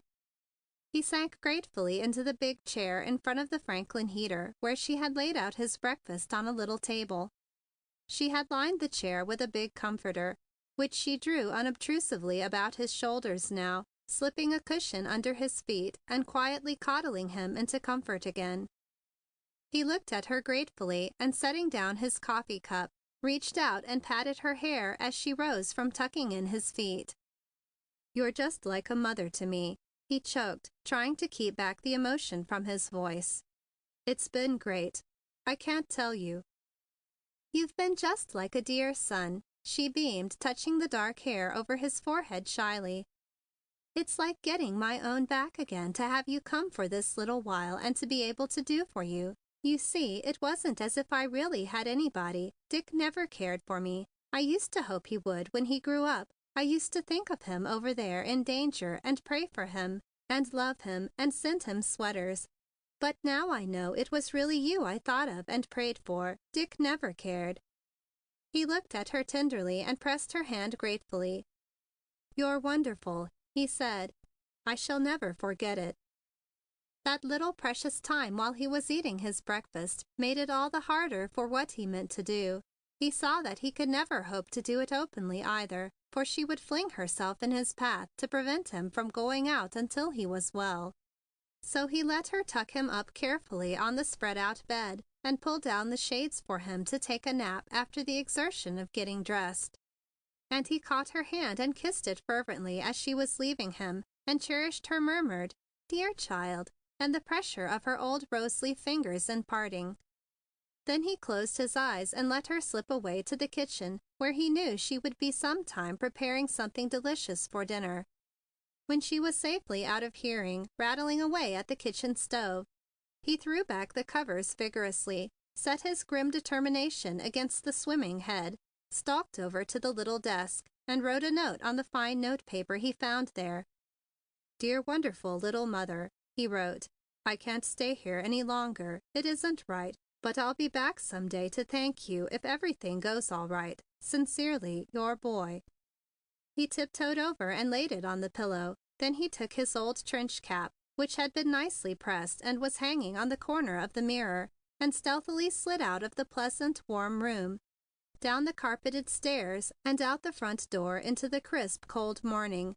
The chill air met him with a challenge as he closed the front door and dared him not to cough. But with an effort he held his breath and crept down the front walk to the road, holding in control as well the long, violent shivers that seized him in their grasp. The sun met him and blinded his sensitive eyes, and the wind, with a tang of winter, jeered at his thin uniform and trickled up his sleeves and down his collar, penetrating every seam. But he stuffed his hands into his pockets and strode grimly ahead on the way he had been going when Miss Marilla met him, passing the tall hedge where Mary Amber lived and trying to hold his head high. He hoped Mary Amber saw him going away. For perhaps half a mile past Mary Amber's house, his courage and his pride held him, for he was a soldier who had slept in a muck pile under the rain, held his nerve under fire, and gone on foot 10 miles to the hospital after he was wounded. What was a little flu and a walk in the cold to the neighboring village? He wished he knew how far it was, but he had to go, for it would never do to send the telegram he must send from the town where Miss Marilla lived. The second half-mile he lagged and shivered, with not energy enough to keep up circulation. The third half-mile and the fourth were painful, and the fifth was completed in a sick daze of weakness, for the cold, though stimulating at first, had been getting in its work through his uniform, and he felt chilled to the very soul of him. His teeth were chattering, and he was blue about the lips when he staggered into the telegraph office of Little Silverton. His fingers were almost too stiff to write, and his thoughts seemed to have congealed also, though he had been repeating the message all the way, word for word, with a vague feeling that he might forget it forever if he did not keep going. "Will you send that collect?" he asked the operator when he had finished writing. The girl took the form and read it carefully. "Arthur J. Watkins, Esquire, LaSalle Street, Chicago, Illinois. Please negotiate a loan of $500 for me, using old house as collateral. Wire money immediately. Little Silverton. Entirely out of funds. Have been sick. Lehman Gage." The girl read it through again and then eyed him cautiously. "What's your address?" she asked, giving a slow, speculative chew of her gum. "I'll wait here," said the big blue soldier, sinking into a rush-bottomed chair by the desk. "It might be some wait," said the girl dryly, giving him another curious once-over. "I'll wait," he repeated fiercely, and dropped his aching head into his hands. The little instrument clicked away vigorously. In his fevered brain he fancied it writing on a typewriter at the other end of the line, and felt a curious impatience for his lawyers to read it and reply. How he wished it would hurry. The morning droned on, and the telegraph instrument chattered breezily with the monotony of a sunny child that knows no larger world and is happy. Sometimes it seemed to Gage as if every click pierced his head and he was going crazy. The shivers were keeping in time, running up and down his back and chilling his very heart. The room was cold, cold, cold. How did that fool of a girl stand it in a pink transparent blouse, showing her fat arms huskily? He shivered. Oh, for one of Miss Marilla's nice thick blankets and a hot water bag. Oh, for the soft, warm bed, the quiet room, and Miss Marilla keeping guard. But he was a man and a soldier, and every now and then would come Mary Amber's keen, accusing voice. "Is that man here yet? And are you waiting on him?" It was that kept him up when he might have given way. He must show her he was a man after all. That man! What had she meant? Did she then suspect him of being a fraud and not the real nephew? Well, shiver, shiver. What did he care? Let Mary Amber go to thunder. Or if she didn't want to go, he would go to thunder himself. He felt himself there already. 2 hours went by. Now and then someone came in with a message and went out again. The girl behind the desk got out a pink sweater she was knitting and chewed gum in time to her needles. Sometimes she eyed her companion curiously, but he did not stir nor look up. If there hadn't been prohibition, she might have thought him drunk. She began to think about his message and weave a crude little romance around him. She wondered whether he had been wounded. If he had given her half a chance, she would have asked him questions, but he sat there with his head in his hands like a stone image and never seemed to know she was in the room. After a while, it got on her nerves, and she took up her telephone and carried on a gallery conversation with a fellow laborer somewhere up the line, giggling a good deal and telling about a movie she went to the night before. She used rare slang, with a furtive glance at the soldier for developments, but he did not stir. Finally, she remarked loudly that it was getting noontime and so longed her friend, clicking the receiver into place. "I gotta go to lunch now," she remarked in an impersonal tone. "I have an hour off. This office is closed at noontime." He did not seem to hear her, so she repeated it, and Gage looked up with bloodshot, heavy eyes. "What becomes of the message if it comes while you're away?" he asked feverishly. "Oh, it'll be repeated," she replied easily. "You can come back by'm by, 'bout 2 o'clock or later, and maybe it'll be here. I gotta lock up now." Lyman Gage dragged himself to his feet and looked dazedly about him. Then he staggered out on the street. The sun hit him in the eyes again in a way that made him sick, and the wind caught his sleeves and ran down his collar gleefully. The girl shut the door with a click and turned the key, eyeing him doubtfully. He seemed to her very stupid for a soldier. If he had given her half a chance, she would have been friendly to him. She watched him drag down the street with an amused contempt, then turned to her belated lunch. Lyman Gage walked on down the road a little way, and then began to feel as if he couldn't stand the cold a second longer, though he knew he must. His heart was behaving strangely, seeming to be absent from his body for whole seconds at a time, and then returning with leaps and bounds that almost suffocated him. He paused and looked around for a place to sit down, and finding none, dropped down on the frozen ground at the roadside. It occurred to him that he ought to go back now while he was able, for he was fast getting where from sheer weariness he couldn't walk. He rested a moment and then stumbled up and back toward Little Silverton. Automobiles passed him, and he remembered thinking if he weren't so sick and strange in his head, he would try to stand in the road and stop one and get them to carry him somewhere. He had often done that in France or even in this country during the war, but just now it seemed that he couldn't do that either. He had set out to prove to Mary Amber that he was a man and a soldier, and holding up automobiles wouldn't be compatible with that idea. Then he realized that all this was crazy thinking, that Mary Amber had gone to Thunder and so had he, and it didn't matter anyway. All that mattered was for him to get that money and go back and pay Miss Marilla for taking care of him, and then for him to take the next train back to the city and get to a hospital, if he could only hold out long enough for that. But things were fast getting away from him. His head was hot and in a whirl, and his feet were so cold he thought they must be dead. Without realizing it, he walked by the telegraph office and on down the road toward Purlingbrook again. The telegraph girl watched him from the window of the tiny bakery where she ate her lunch. "There goes that poor boob now," she said, with her mouthful of pie a la mode. "He gets my goat. I hope he doesn't come back. He'll never get no answer to that telegram he sent. People ain't going round picking up $500 to send to broke soldiers these days. They got 'em all in Liberty bonds. Say, Jess, give me one more of them chocolate eclairs, won't you? I gotta get back." About that time, Lyman Gage had found a log by the wayside and sunk down permanently upon it. He had no more breath to carry him on, and no more ambition. If Mary Amber had gone to Thunder, why should he care whether he got an answer to his telegram or not? She was only another girl anyway. Girl, his enemy. And he sank into a blue stupor with his elbows on his cold, cold knees and his face hidden in his hands. He had forgotten the shivers now. They had taken possession of him and made him one with them. It might be, after all, that he was too hot and not too cold. and there was a strange burning pain in his chest when he tried to breathe. So he wouldn't breathe. What was the use? End of chapter 5.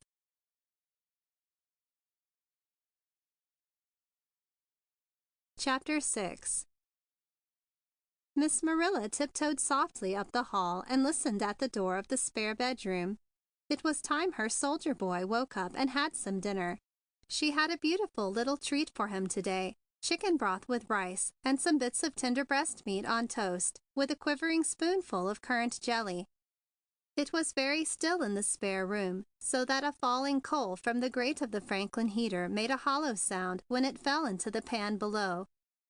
If the boy was asleep, she could usually tell by his regular breathing, but though she listened with a keen ear, she could not hear it today. Perhaps he was awake, sitting up. She pushed the door open and looked in. Why, the bed was empty. She glanced around the room, and it was empty too. She passed her hand across her eyes as if they had deceived her and went over to look at the bed. Surely he must be there somewhere. And then she saw the note. Dear wonderful little mother.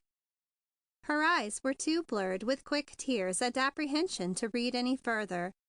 Mother, he had called her that. She could never feel quite alone in the world again. But where was he? She took the corner of her white apron and wiped the tears away vigorously to finish the note. Then, without pausing to think, and even in the midst of her great gasp of apprehension, she turned swiftly and went downstairs, out the front door, across the frozen lawn, and through the hedge to Mary Amber's house. Mary, Mary Amber, she called as she panted up the steps, the note grasped tightly in her trembling hand. She hoped, oh, she hoped Mary Amber's mother would not come to the door and ask questions. Mary's mother was so sensible, and Miss Marilla always felt as if Mrs. Amber disapproved of her, just a little, whenever she was doing anything for anybody. Not that Mary Amber's mother was not kind herself to people, but she was always so very sensible in her kindness, and did things in the regular way, and wasn't impulsive like Miss Marilla. But Mary Amber herself came to the door with pleasant forgetfulness of her old friend's recent coolness, and tried to draw her into the hall.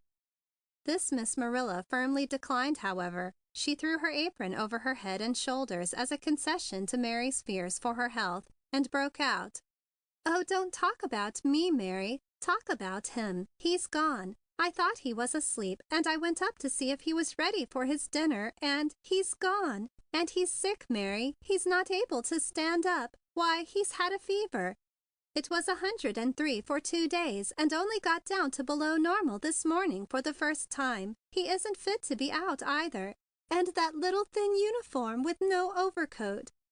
The tears were streaming down Miss Marilla's sweet Dresden china face, and Mary Amber's heart was touched in spite of herself.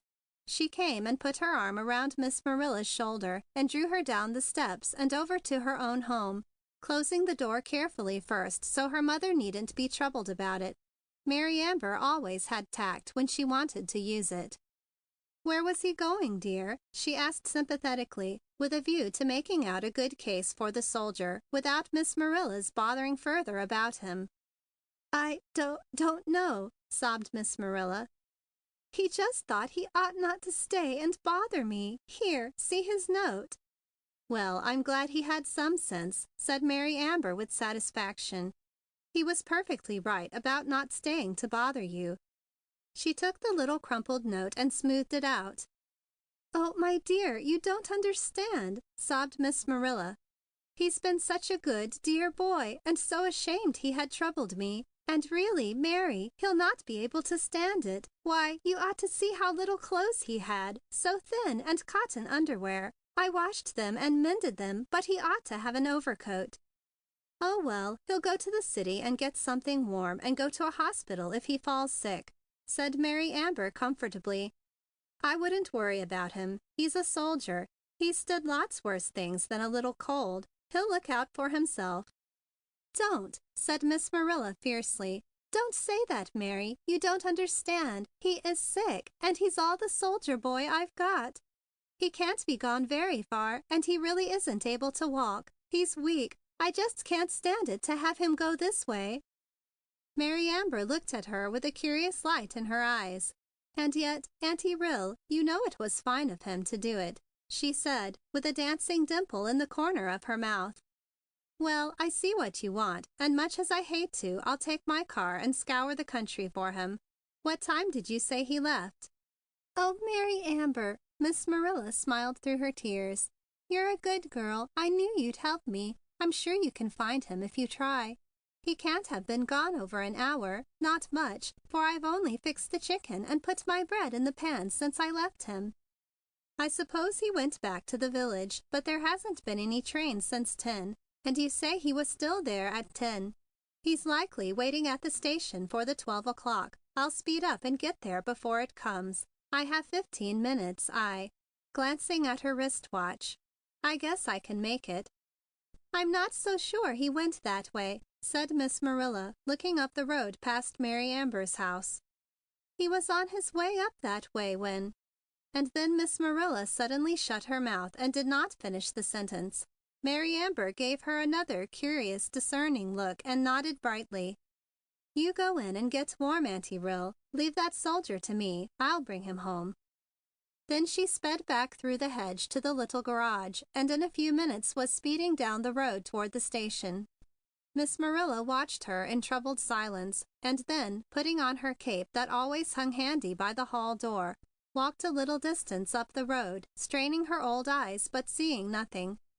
Finally, in despair, she turned back, and presently, just as she reached her own steps again, she saw Mary's car come flying back with only Mary in it. But Mary did not stop nor even look toward the house.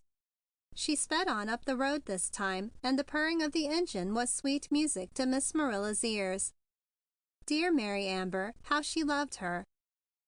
The big blue soldier, cold to the soul of him and full of pain that reminded him of the long horror of the war, was still sitting by the roadside with his head in his hands when Mary Amber's car came flying down the road. She stopped before him with a little triumphant purr of the engine, so close to him that it roused him from his lethargy to look up. "I should think you'd be ashamed of yourself, running away from Miss Marilla like this and making her worry herself sick." Mary Amber's voice was as keen as icicles, and the words went through him like red-hot needles. He straightened up, and the light of battle came back to his eyes. This was Girl again, his enemy. His firm upper lip moved sensitively and came down straight and strong against the lower one, showing the nice line of character that made his mouth beautiful. "Thank you," he said coldly. "I'm only ashamed that I stayed so long." His tone further added that he did not know what business of hers it was. "Well, she sent me for you, and you'll please to get in quickly, for she's very much worked up about you." Mary Amber's tone stated that she herself was not in the least worked up about a great hulking soldier that would let a woman wait on him for several days hand and foot and then run away when her back was turned. "Kindly tell her that I am sorry I troubled her, but that it is not possible for me to return at present," he answered stiffly. "I came down to send a business telegram, and I am waiting for an answer." A sudden shiver seized him and rippled involuntarily over his big frame. Mary Amber was eyeing him contemptuously, but a light of pity stole into her eyes as she saw him shiver. "You are cold," said Mary Amber as if she were charging him with an offense. "Well, that's not strange, is it, on a day like this? I haven't made connections yet with an overcoat and gloves, that's all." "Look here, if you are cold, you've simply got to get into this car and let me take you back to Miss Marilla. You'll catch your death of cold sitting there like that." "Well, I may be cold, but I don't have to let you take me anywhere. When I get ready to go, I'll walk. As for catching my death of cold, that's strictly my own affair. There's nobody in the world would care if I did." The soldier had blue lights like steel in his eyes, and his mouth looked very soldier-like indeed. His whole manner showed there wasn't the least use in the world trying to argue with him. Mary Amber eyed him with increasing interest and thoughtfulness. "You're mistaken," she said grudgingly. "There's one. There's Miss Marilla. She's like that, and she hasn't much to care for in the world either, which makes it all the worse what you've done. Oh, I don't see how you could deceive her." Deceive her, said the astonished soldier. I never deceived her. Why, you let her think you were Dick Chadwick, her nephew, and you know you're not.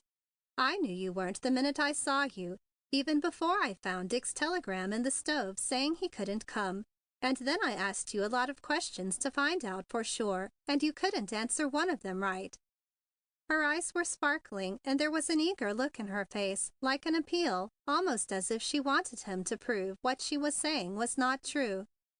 No, I'm not Dick Chadwick, said the young man with fine dignity, but I never deceived Miss Marilla. Well, who did then?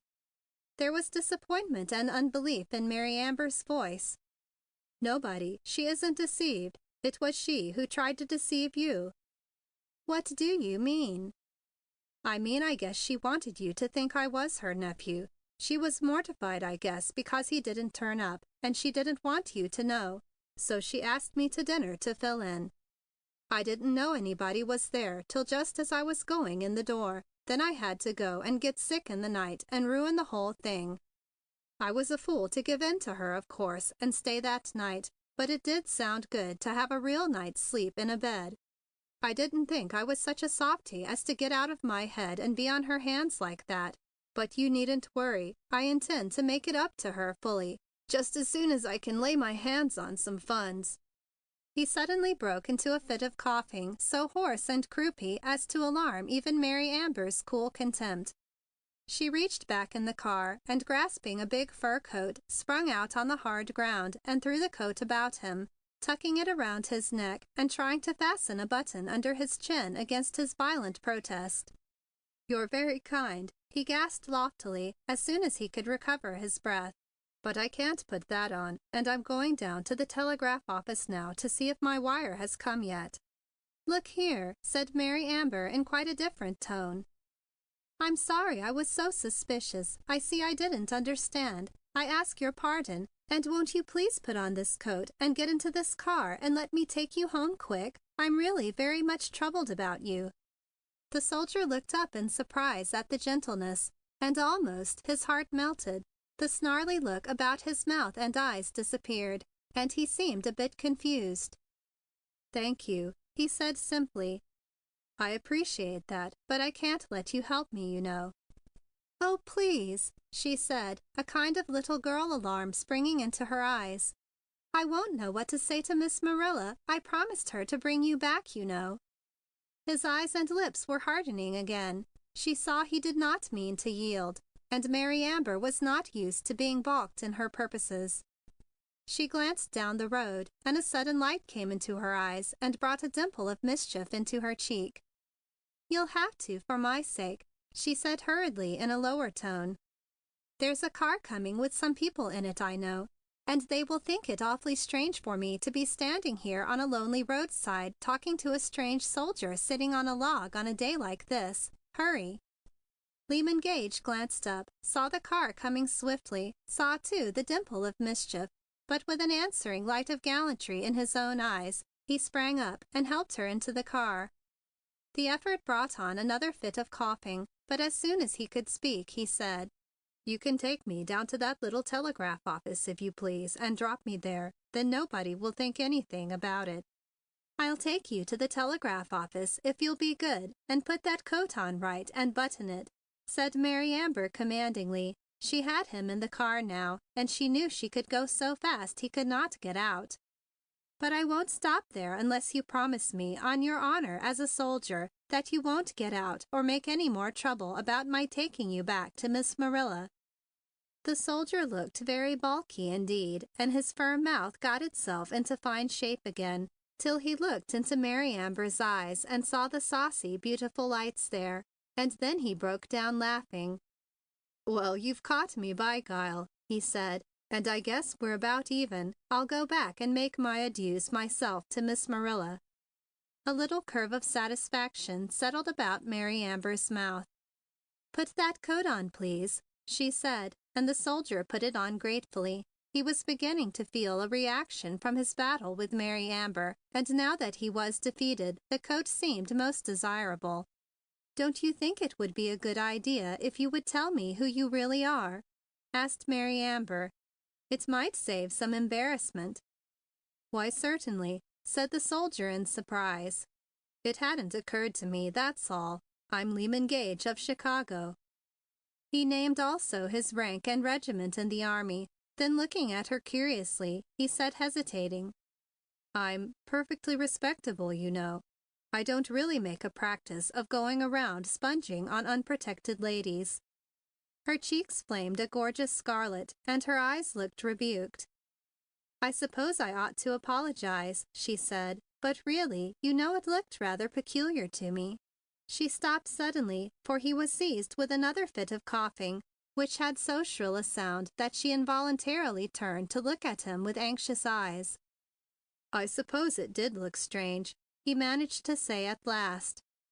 But, you know, that day when I came in, I didn't care a hang. He dropped his head wearily against the car and closed his eyes for just a second, as if keeping them open was a great effort. You're all in now, she said sharply, and you're shivering. You ought to be in bed this minute. Her voice held deep concern. Where is that telegraph office? We'll just leave word for them to forward the message if it hasn't come, and then we'll fly back. Oh, I must wait for that message, he said, straightening up with a hoarse effort and opening his eyes sharply. It is really imperative. She stopped the car in front of the telegraph office. The little operator, sensing a romance, scuttled out the door with an envelope in her hand and a different look on her face from the one she had worn when she went to her lunch. To tell the truth, she had not much faith in that soldier nor in the message he had sent collect. She hadn't believed any answer would come, or at least a favorable one.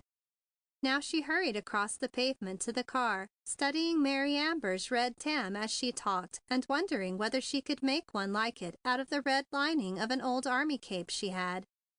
Your message has come, she announced affably. Come just after I got back, and I got your check all made out for ya. You sign here, see? Got anybody to identify ya? Ain't necessary, see? I can waive identification.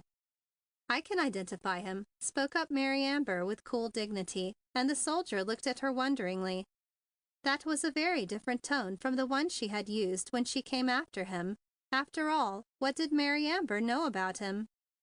He looked at the check half wonderingly, as if it were not real. His head felt very strange. The words of the message seemed all jumbled. He crumpled it in his hand. Ain't you going to send an answer? Put in the little operator aggrievedly, hugging the thin muslin sleeve of her little soiled shirtwaist to keep from shivering. He says to wire him immediately. He says it's important. I guess he didn't take notice to the message.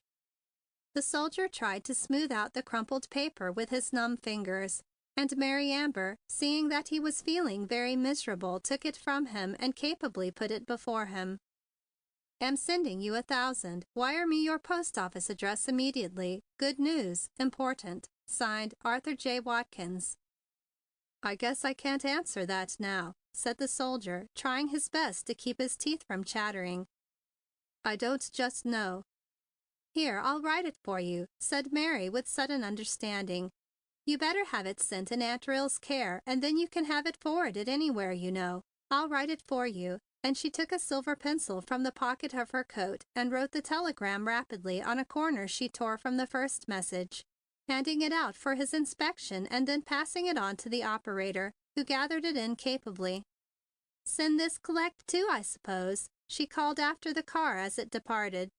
Yes, all right, anything, answered Lyman Gage, wearily sinking back in the seat. It doesn't matter anyway. You are sick, said Mary Amber anxiously. And we are going to get right home. Miss Marilla will be wild. The soldier sat up, holding his precious check. I'll have to ask you to let me out, he said, trying to be dignified under the heavy stupor of weariness that was creeping over him.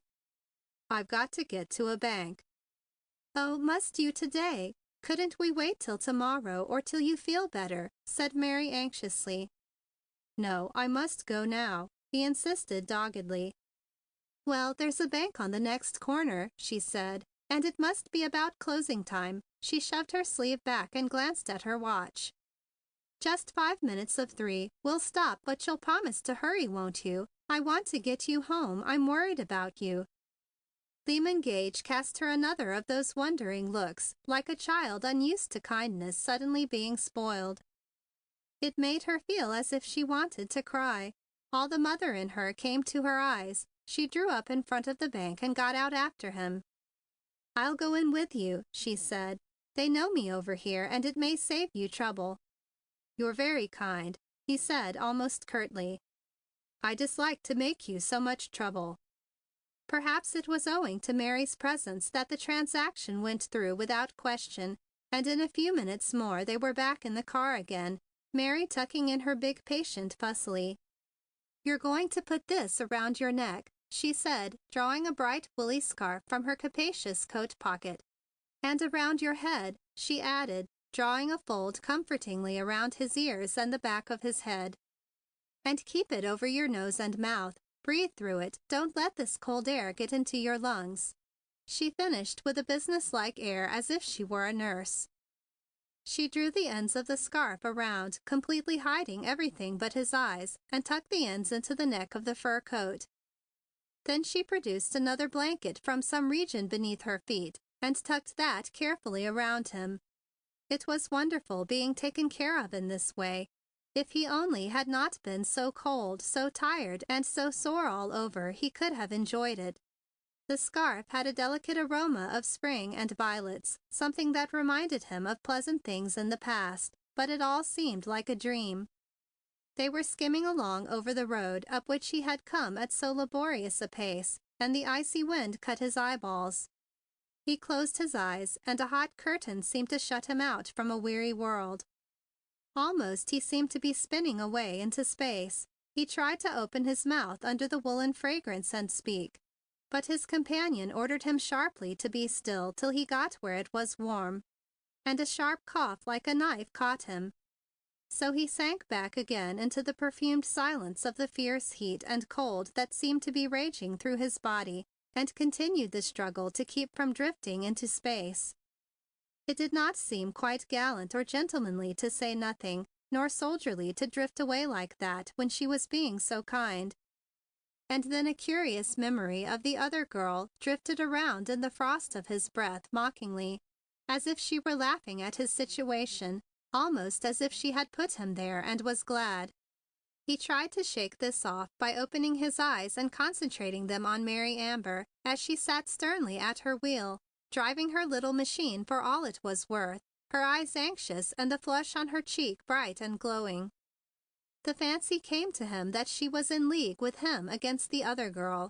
He knew it was foolish, and he tried to drive the idea away, but it stayed till she passed her own hedge and stopped the car at Miss Marilla's gate.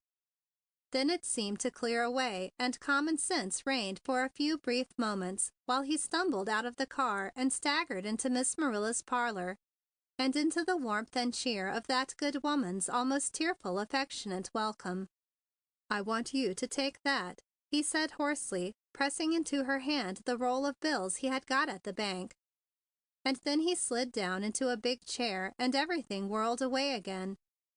Miss Marilla stood aghast, looking at the money and then at the sick soldier, till Mary Amber took command.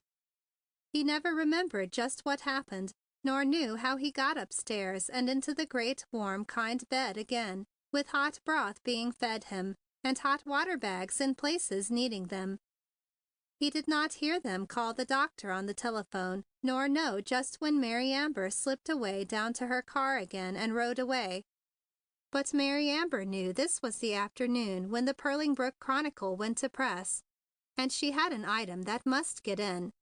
Quite demurely, she handed the envelope to the woman editor just as she was preparing to mail the last of her copy to the printer in the city. The item read: Miss Marilla Chadwick of Shirley Road is entertaining over the weekend Sergeant Lehman Gage of Chicago, but just returned from France. Sergeant Gage is a member of the same division and came over in the same ship with Miss Chadwick's nephew, Lieutenant Richard Chadwick, of whom mention has been made in a former number and has seen long and interesting service abroad. Mary Amber was back at the house almost before she had been missed, and just as the doctor arrived, ready to serve in any capacity whatever. "Do you think I ought to introduce him to the doctor?" asked Miss Marilla of Mary in an undertone at the head of the stairs while the doctor was divesting himself of his big fur overcoat. She had a drawn and anxious look, like one about to be found out in a crime. "He doesn't look to me as if he were able to acknowledge the introduction," said Mary with a glance in at the spare bed where the young man lay sleeping heavily and breathing noisily. "But ought I to tell him his name?"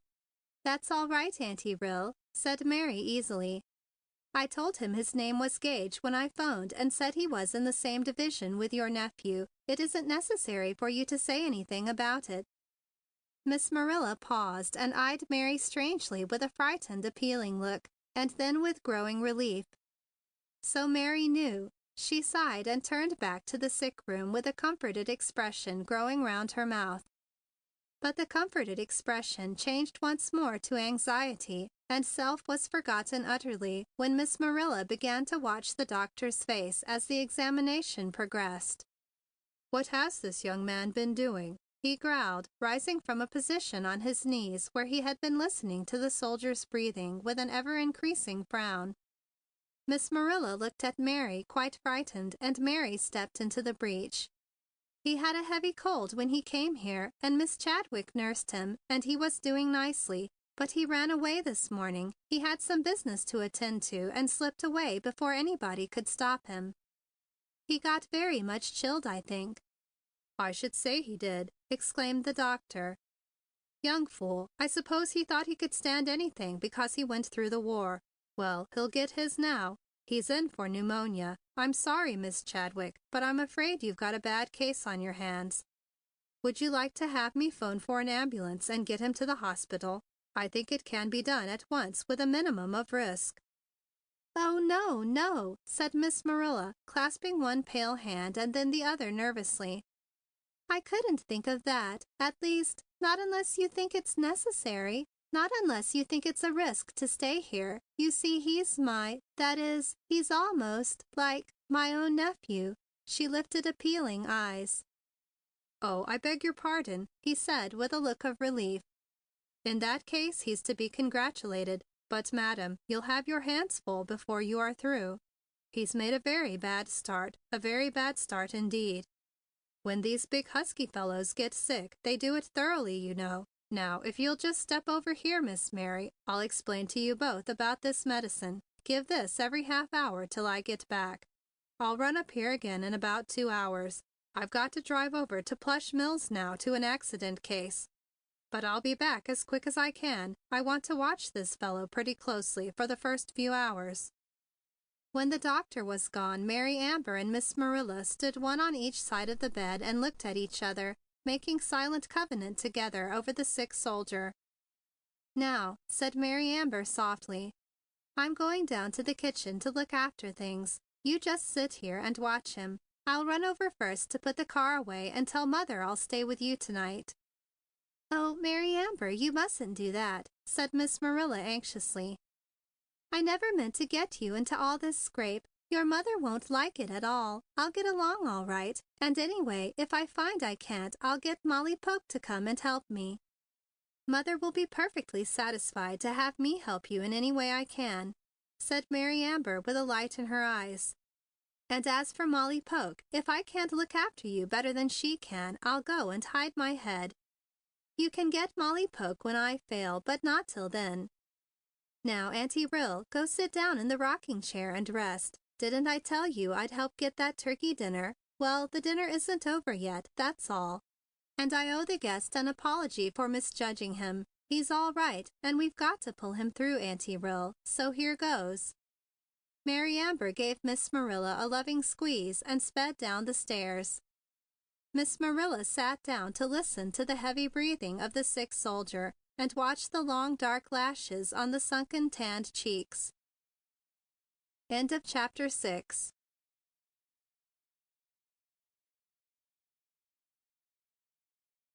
Chapter 7. For 3 weeks, the two women nursed Lyman Gage, with now and then the help of Molly Poke in the kitchen. There were days when they came and went silently, looking at each other with stricken glances, and then at the sick man with pity.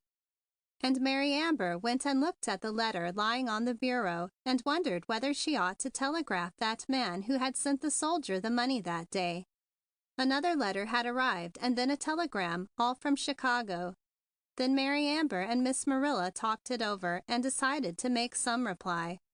By that time, the doctor had said that Lyman Gage would pull through, and he had opened his eyes once or twice and smiled weakly upon them. Mary Amber went to the telegraph office and sent a message to the person in Chicago, whose name was written at the left-hand corner of the envelopes, the same that had been signed to the first telegram. Lyman Gage very ill at my home, pneumonia, not able to read letters or telegram. Slight improvement today. Signed, Marilla Chadwick. Within 3 hours an answer arrived. Much distressed at news of Gage's illness. Cannot come on account of fractured bone. Automobile accident. Please keep me informed and let me know if there is anything I can do. Signed, Arthur J. Watkins. Mary wrote a neat little note that night before she went on duty in the sick room, stating the invalid had smiled twice that day and asked what day of the week it was. The doctor felt that he was on the high road to recovery now, and there was nothing to do but be patient. They would show him his mail as soon as the doctor was willing, which would probably be in a few days now. The day they gave Lyman Gage his mail to read, the sun was shining on a new fall of snow, and the air was crisp and clear. There were geraniums blossoming in the spare room windows between the sheer white curtains, and the Franklin heater was glowing away and filling the place with the warmth of summer. The patient had been fed what he called a real breakfast, milk toast and a soft-boiled egg, and the sun was streaming over the foot of the bed cheerfully, as if to welcome him back to life. He seemed so much stronger now that the doctor had given permission for him to be bolstered up with an extra pillow while he read his mail. He had not seemed anxious to read the mail, nor at all curious, even when they told him it was postmarked Chicago. Miss Marilla carried it to him as if she were bringing him a bouquet, but Mary eyed him with curious misgiving. Perhaps, after all, there would not be good news. He seemed so very apathetic. She watched him furtively as she tidied the room, putting away the soap and towels and pulling a dry leaf or two from the geraniums.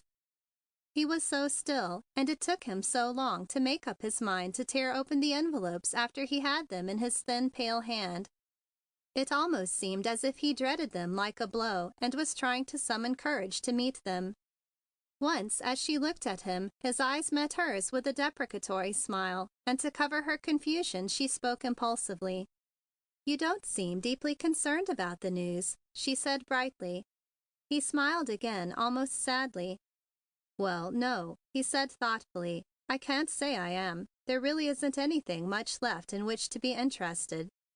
You see, about the worst things that could happen have happened, and there's no chance for anything else." "You can't always tell," said Mary Amber cheerfully as she finished dusting the bureau and took herself downstairs for his morning glass of milk and egg. Slowly Lyman Gage tore the envelope of the topmost letter and took out the written sheet. In truth, he had little curiosity. It was likely an account of how his lawyer friend had paid back the money to Mr. Harrower, or else the details of the loan on the old Chicago house. Houses and loans and such things seemed far from his world just now. He was impatient for Mary Amber to come back with that milk and egg. Not so much for the milk and egg as for the comfort it gave and the cheeriness of her presence. Presently Miss Marilla would come up and tell over some little incident of Mary's childhood, exactly as if he were Dick, the real nephew. And he liked it. Not that he liked Dick, the villain. He found himself hopelessly jealous of him sometimes. Yet he knew in a feeble, far-away sense that this was only a foolish foible of an invalid, and he would get over it and laugh at himself when he got well. He smiled at the pleasantness of it all, this getting well business, and then turned his indifferent attention to the letter. "Dear Gage," it read. "What in the world did you hide yourself away in that remote corner of the world for? I've scoured the country to get trace of you without a single result till your telegram came. There's good news to tell you. The unexpected has happened, and you are a rich man, old fellow. Don't let it turn your head, for there's plenty of business to occupy you as soon as you are able to return. To make a long story short, the old tract of land in which you put all you had and a good deal more has come to the front in great shape at last. You will remember that the ore was found to be in such shape when they came to the mining of it, and that it would cost fabulous sums for the initial operations. And it fell through because your company couldn't afford to get the proper machinery. Well, the government has taken over the whole tract and is working it. I am enclosing the details on another paper, and you will perceive when you have looked it over how very much you are needed at home just now to decide numerous questions that have taxed my ingenuity to the limit to know just what you would want done. There is a great deal of timber on those lands also, very valuable timber it seems. And that is another source of wealth for you. Oh, this war has been a great thing for you, young man, and you certainly ought to give extra thanks that you came out alive to enjoy it all. Properly managed, your property ought to keep you on Easy Street for the rest of your life and then some. I took pains to let Mr. Harrower know how the wind blew when I paid him the money you had borrowed from him. He certainly was one surprised man. Of course, I don't speak officially, but from what he said, I should judge that this might make a big difference with Miss Eleanor, so you'd better hurry home, old man, and get busy.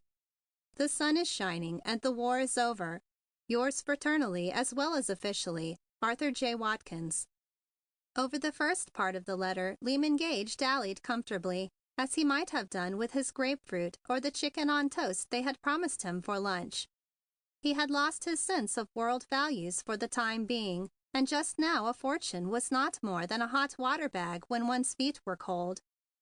It merely gave him a sense that he needn't be in a hurry getting well, and that he could take things easy because he could pay for everything and give his friends a good time after he was on his feet again.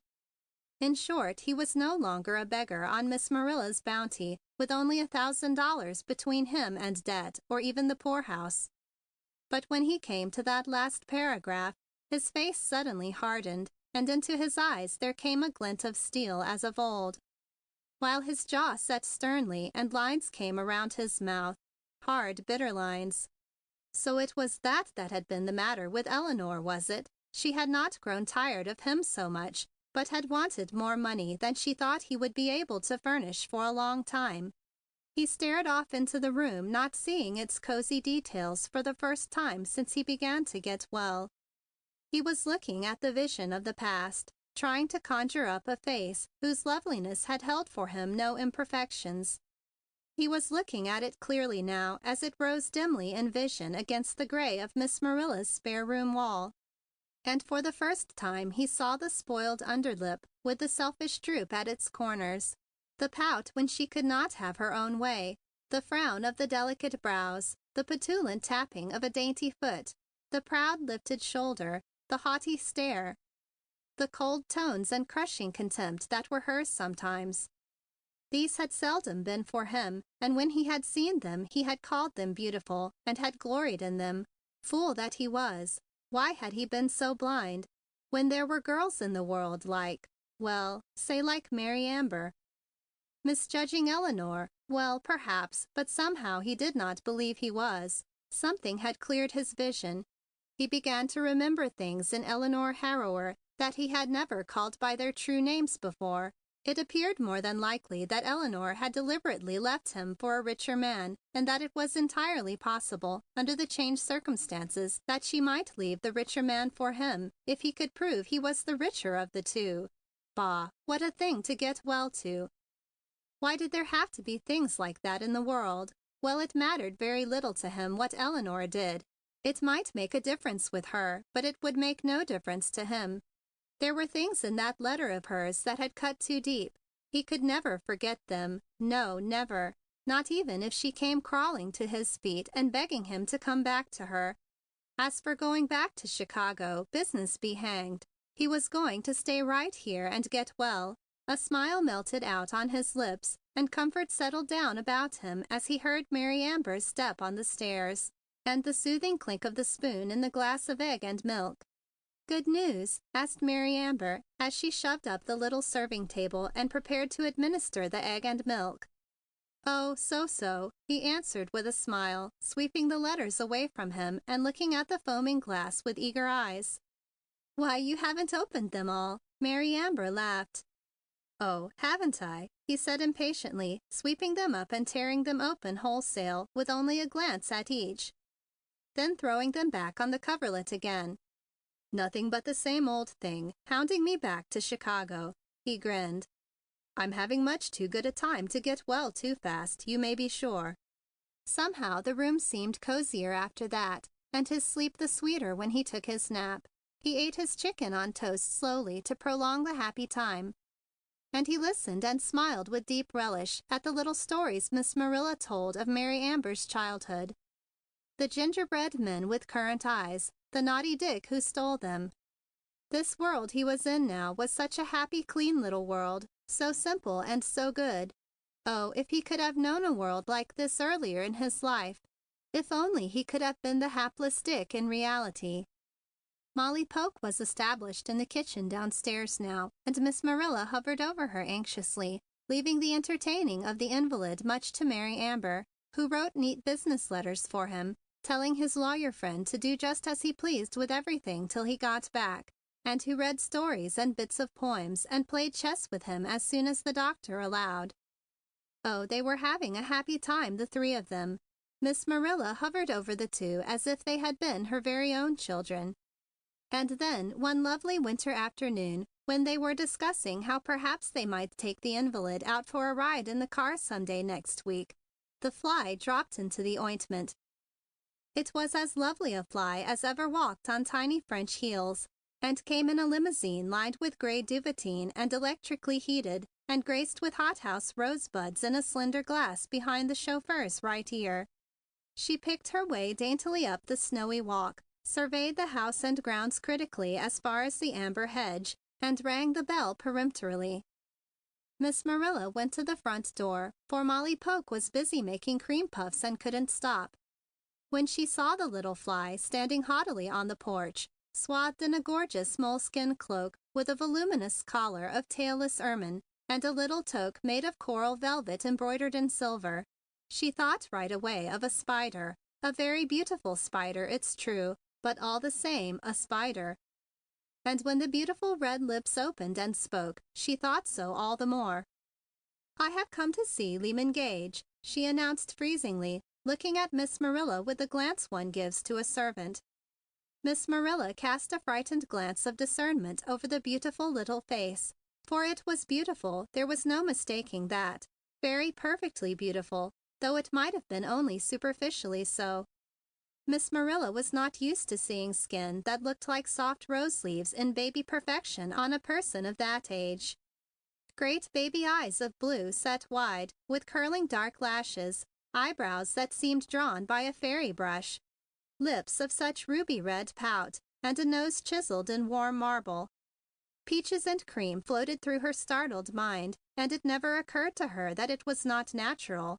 Oh, the vision was beautiful, there was no doubt about that. Miss Marilla closed the door and stood with her back to the stairs, a look of defiance upon her face. She had a fleeting thought of Mary and whether she ought to be protected. She had a spasm of fierce jealousy and a frenzy as to what she should do. "You can step into the parlor," she said in a tone that she hoped was calm, although she knew it was not cordial. "I'll go up and see if he's able to see you. He's been very sick. The doctor hasn't let him see any." She paused and eyed the girl defiantly. "Any strangers?" "Oh, that'll be all right." The girl laughed with a disagreeable tinkle. "I'm not a stranger. I'm only his fiancée." But she pronounced fiancé in a way that Miss Marilla didn't recognize at all, and she looked at her hand. It wasn't wife anyway, and it hadn't sounded like sister or cousin. Miss Marilla looked at the snip. That was what she began to call her in her mind, and decided that she didn't want her to see Lyman Gage at all. But, of course, Lyman Gage must be the one to decide that. "What did you say your name was?" she asked bluntly. For an answer, the girl brought out a ridiculous little silk bag with a clattering clasp and chain, and took from it a tiny gold card case, from which she handed Miss Marilla a card. Miss Marilla adjusted her spectacles and studied it a moment, with one foot on the lower stairs. "Well," she said reluctantly, "he hasn't seen anyone yet, but I'll go and find out if you can see him. You can sit in the parlor." She waved her hand again toward the open door and started upstairs. The blood was beating excitedly through her ears, and her heart pounded in pitiful thuds. If this Snip belonged to her soldier boy, she was sure she could never mother him again. She wouldn't feel at home. And her thoughts were so excited that she did not know that the fur-clad Snip was following her close behind until she was actually within the spare bedroom and holding out the card to her boy with a trembling little withered rose-leaf hand. The boy looked up with his wide, pleasant smile like a benediction and reached out for the card interestedly. He caught the look of panic on Miss Marilla's face and the inscrutable one on Mary Amber's. Mary had heard the strange voice below and had arisen from her reading aloud to glance out the window. She now beat a precipitate retreat into the little sewing room just off the spare bedroom. Then Lyman Gage realized another presence in the room and looked beyond to the door where stood Eleanor Harrower, her big eyes watching him jealously from her swathing of gorgeous furs while he slowly took in the situation. It had been a common saying among his friends that no situation, however unexpected, ever found Lyman Gage off his guard or ever saw him give away his own emotions. Like lightning, there flitted over his face now a sudden cloud, like a curtain, shutting out all that he had been the moment before, putting under lock and seal any like or dislike he might be feeling, allowing only the most cool courtesy to appear in his expression. Miss Marilla, watching him like a cat, could not tell whether he was glad or sorry, surprised or indignant or pleased. He seemed none of these. He glanced with cool indifference toward the lovely vision smiling in the doorway now ready to gush over him, and a stern dignity grew in the set of his jaws. But otherwise he did not seem to have changed, and most casually, as if he had seen her but the week before, he remarked, "Oh, is that you, Eleanor? Seems to me you have chosen a cold day to go out. Won't you sit down?" He motioned toward a stiff little chair that stood against the wall, though Mary Amber's rocker was still waving back and forth from her hasty retreat. Miss Marilla simply faded out of the room, although Gage said politely, "Don't leave us, please." But she was gone before the words were out of his mouth, and with a sudden feeling of weakness, he glanced around the room wildly and realized that Mary Amber was gone too. Mary Amber stood in the sewing room and wondered what she ought to do, for the other door of the sewing room was closed and barred by a heavy iron bed that had been put up for convenience during the soldier's illness. And the only spot that was long enough to hold it was straight across the hall door. Obviously, Mary Amber could not get out of the sewing room without moving the bed, and she knew by experience of making it every morning that it squeaked most unmercifully when it was moved. Neither could she go out through the spare room, for she felt that her appearance would cause no end of explanations. And equally, of course, she dared not shut the door because it would make a noise and call attention to her presence. So Mary Amber tiptoed softly to the farthest end of the little room and stood rigidly silent, trying not to listen, yet all the more attuned and sensitive to whatever was going on in the next room.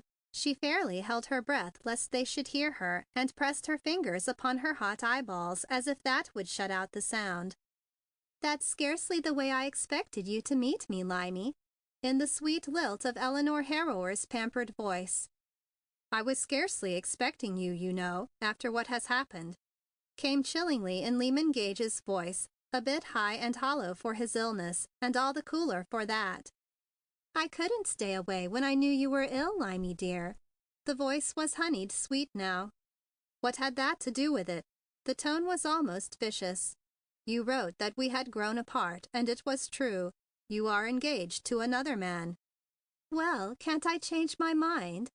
The tone was playful, kittenish. It smote Lyman Gage's memory that he had been wont to call it teasing and enjoy it in her once upon a time. "You've changed your mind once too often." The sick man's voice was tense in his weakness, and his brow was dark. "Why, Lyman Gage, I think you are horrid!"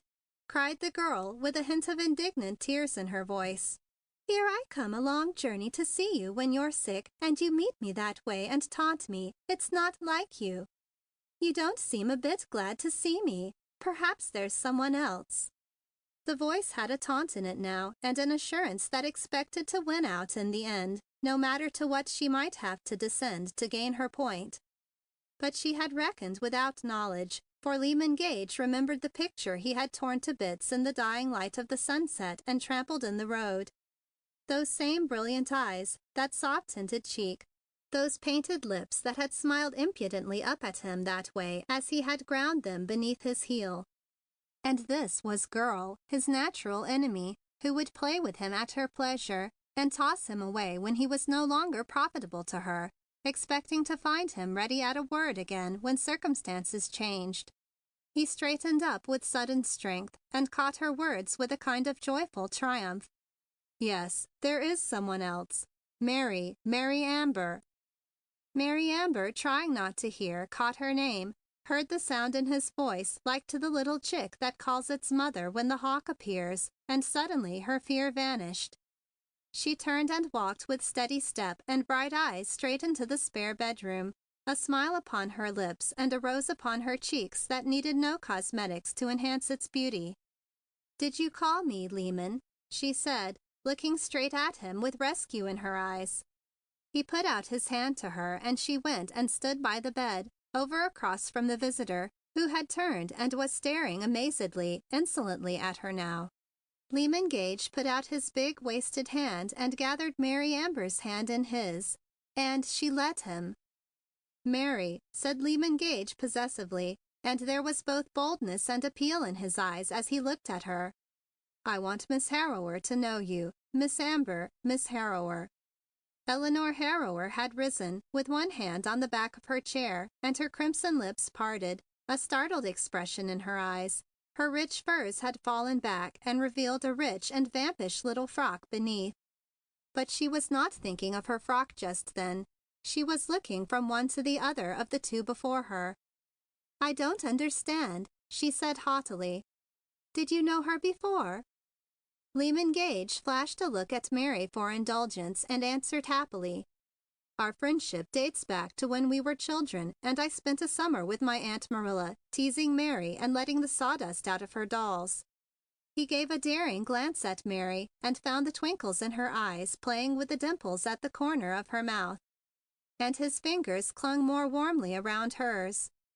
The two were so absorbedly interested in this little comedy they were enacting that they had quite failed to notice its effect upon the audience. Eleanor Harrower had gathered up her fur robes about her and was fastening them proudly at her throat. Her dark eyes were two points of steel, and the little white teeth that bit into the pouting crimson underlip looked vicious and suggestive. "I did not understand," said Eleanor haughtily. "I thought you were among strangers and needed someone. I will leave you to your friends. You always did like simple country ways, I remember." And she cast a withering glance around. "Why, where is Aunt Rilla, Mary?" asked Lyman, innocently ignoring the sneer of his guest. "Aunt Marilla." He raised his voice, looking toward the door. "Aunt Marilla, won't you please come here?" Miss Marilla, her heart a perfect tumult of joy to hear him call her that way, straightened up from her ambush outside the door and entered precipitately, just as the haughty guest was about to stalk from the room, if one so small and exquisite as Eleanor can be said to stalk. The result was a collision that quite spoiled the effect of the exit, and the two ladies looked at each other for a brief instant, much as two cats might have done under similar circumstances. Mary Amber's eyes were dancing, and Lyman Gage wanted to laugh, but he controlled his voice. "Aunt Marilla, this is Miss Harrower, a girl who used to be an old friend of mine, and she thinks she can't stay any longer. Would you mind taking her down to the door? Goodbye, Eleanor. Congratulations, and I hope you'll be very happy." He held out his free hand.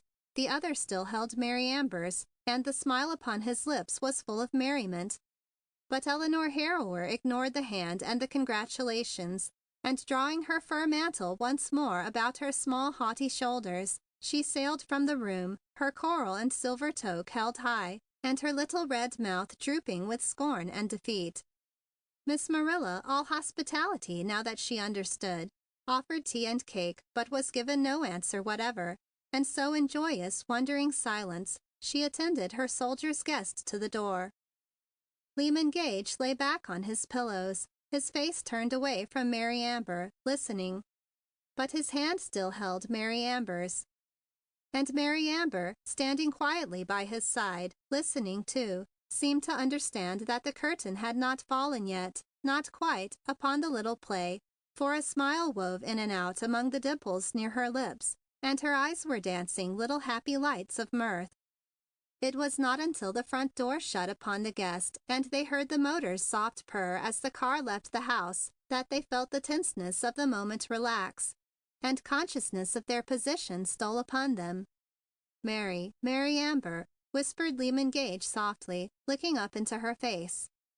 "Can you ever forgive me for all this?" He held her hand and his eyes pleaded for him. "But it's all true. There is another one. I love you. And oh, I'm so tired.